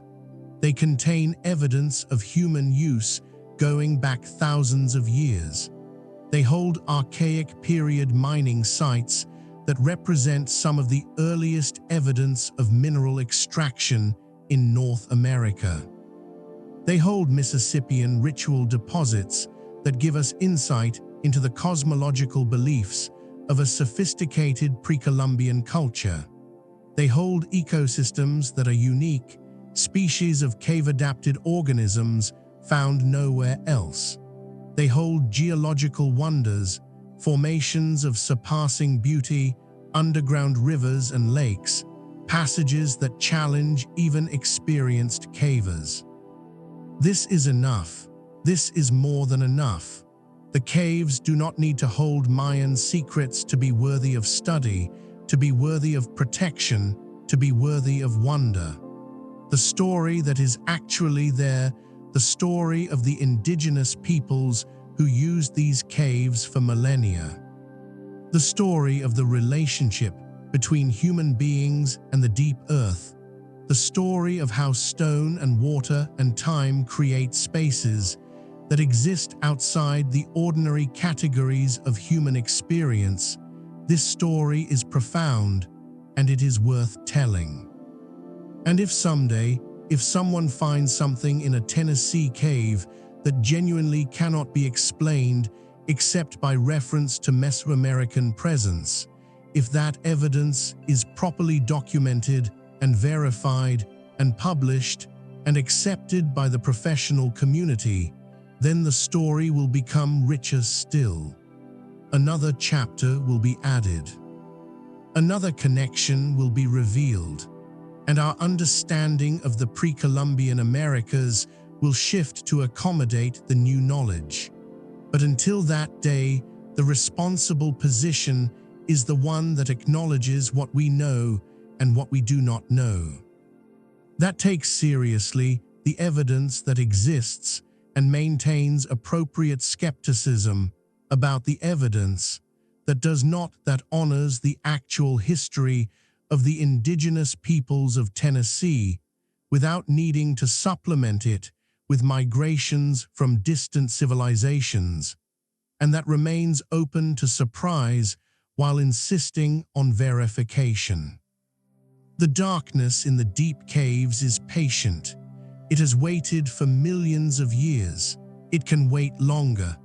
Whatever is there, whatever marks were left on the walls by whoever made them, whenever they made them, for whatever purposes, those marks are not going anywhere. Stone is more patient than human curiosity. The marks will be there when we are ready to read them properly, when we have developed the methods and the expertise and the collaborative frameworks that will allow us to understand them in their full context. And in the meantime, the mystery persists. Not as a problem to be solved immediately, not as a question that demands an answer before we have the tools to answer it properly, but as a presence, as a reminder that there are still places where our knowledge is incomplete, where the past has not given up all its secrets, where the darkness holds more than we can see even when we carry light into it. There is something beautiful in that. Something that resists the modern impulse to know everything immediately, to have every question answered, to eliminate mystery through sheer force of information. The Tennessee caves, with their ancient footprints and their ambiguous marks and their unanswered questions, remind us that knowing takes time, that understanding is a process, that some mysteries yield slowly or not at all, and that the proper response to mystery is not to fill it prematurely with whatever explanation is most exciting, but to sit with it, to study it carefully, to bring to it the best tools and methods we have. And to be willing to say, not yet, we do not know yet, but we are still looking. The Maya built their cities in the jungles of Mesoamerica. They carved their glyphs in stone and painted them on pottery and recorded them in books made from bark paper, most of which were burned by Spanish priests who believed they were the work of the devil. They tracked the stars with precision that would not be matched in Europe for centuries. They developed mathematics that included the concept of zero. They built their temples to align with equinoxes and solstices. They understood that they lived in cyclical time, that history repeats, that the world has ended before and will end again and will be renewed. They went into caves to contact the gods, to bury their dead, to renew the world. They were one of the great civilizations of the ancient world, and their descendants are still here, still speaking Mayan languages, still maintaining traditions that go back thousands of years. The indigenous peoples of Tennessee built their mounds and their cities. They developed their own iconography, their own cosmology, their own understanding of the relationship between the upper world and the middle world and the lower world. They traded across vast distances. They created art of extraordinary beauty and complexity. They used caves as sacred spaces, as portals, as places where the boundary between worlds was thin. They were here for thousands of years before the Europeans arrived, and their descendants are still here, carrying forward traditions, maintaining connections to the land and to the past. These are two separate stories, separated by 1,000 miles and by the distinct trajectories of cultural development. The evidence does not support collapsing them into a single story. But the evidence also does not allow us to say with absolute certainty that they never touched, that no one from one region ever reached the other, that the Americas before Columbus were a collection of isolated cultural islands with no contact across the distances. The truth is probably more complex, probably involves rare and difficult journeys, occasional contact, the slow diffusion of ideas and objects through many intermediate steps, connections that were real but that left minimal material traces. And so the question remains open, not wide open, not an invitation to accept any claim without evidence, but open in the way that all good scientific questions remain open, subject to revision if new evidence emerges, willing to be surprised, committed to following the evidence wherever it leads. The caves are still there, the darkness is still there. The marks on the walls, whatever they are, whoever made them, are still there. And people are still going into the caves, still looking, still wondering, still occasionally finding things that do not quite fit, that spark questions, that remind us that the past is not a closed book, but an ongoing investigation. If you have stayed with this exploration all the way to the end, I thank you. Whether you came here to fall asleep or to think deeply about mysteries and evidence and the gaps between what we know and what we believe, I hope you found something of value. The story of the Tennessee caves and the theory of Mayan presence is not a simple story. It is not a story with a clear resolution. It is a story about the difficulty of knowing, about the persistence of mystery, about the very human desire to find connections and meaning, and about the equally human responsibility to maintain rigorous standards of evidence, even when the mystery is compelling. Subscribe if you want more of these explorations into the ambiguous territories where history and mystery and evidence and speculation all come together. Let me know in the comments what you think about this question, about what would constitute adequate evidence, about whether the search is worth pursuing or whether the professional consensus is correct and the theory should be set aside. And let me know where you are as you listen to this, what time it is, whether the darkness of a cave or the darkness of night is closer to you as these words find you. The caves wait in the Tennessee hills. The stone is patient. The darkness is complete, and somewhere in that darkness, carved into walls that most eyes will never see, there are marks made by hands that are long gone for purposes that we can only partly understand. The marks are there. They have always been there. They will be there long after we are gone. What they mean, we do not fully know, but they are asking, the caves are asking, the darkness is asking, and we are still learning to listen. The mystery endures because the mystery is real. Not manufactured, not inflated, but genuinely present in the gap between the marks on the stone and the meanings in our minds. And that gap, that space of unknowing, is where all discovery begins. It is where curiosity lives. It is where the question is asked that will someday perhaps be answered. Until then, the caves keep their secrets. The stone holds the marks. The darkness waits. And we, with our lights and our tools and our theories and our evidence and our hunger for understanding, we continue the ancient human work of trying to read what the past has written, trying to hear what the silence is saying, trying to bridge the distance between then and now, between there and here, between what was left behind and what we can recover. The journey continues. The investigation continues. The mystery continues. And the caves, patient beyond all human patience, continue to wait.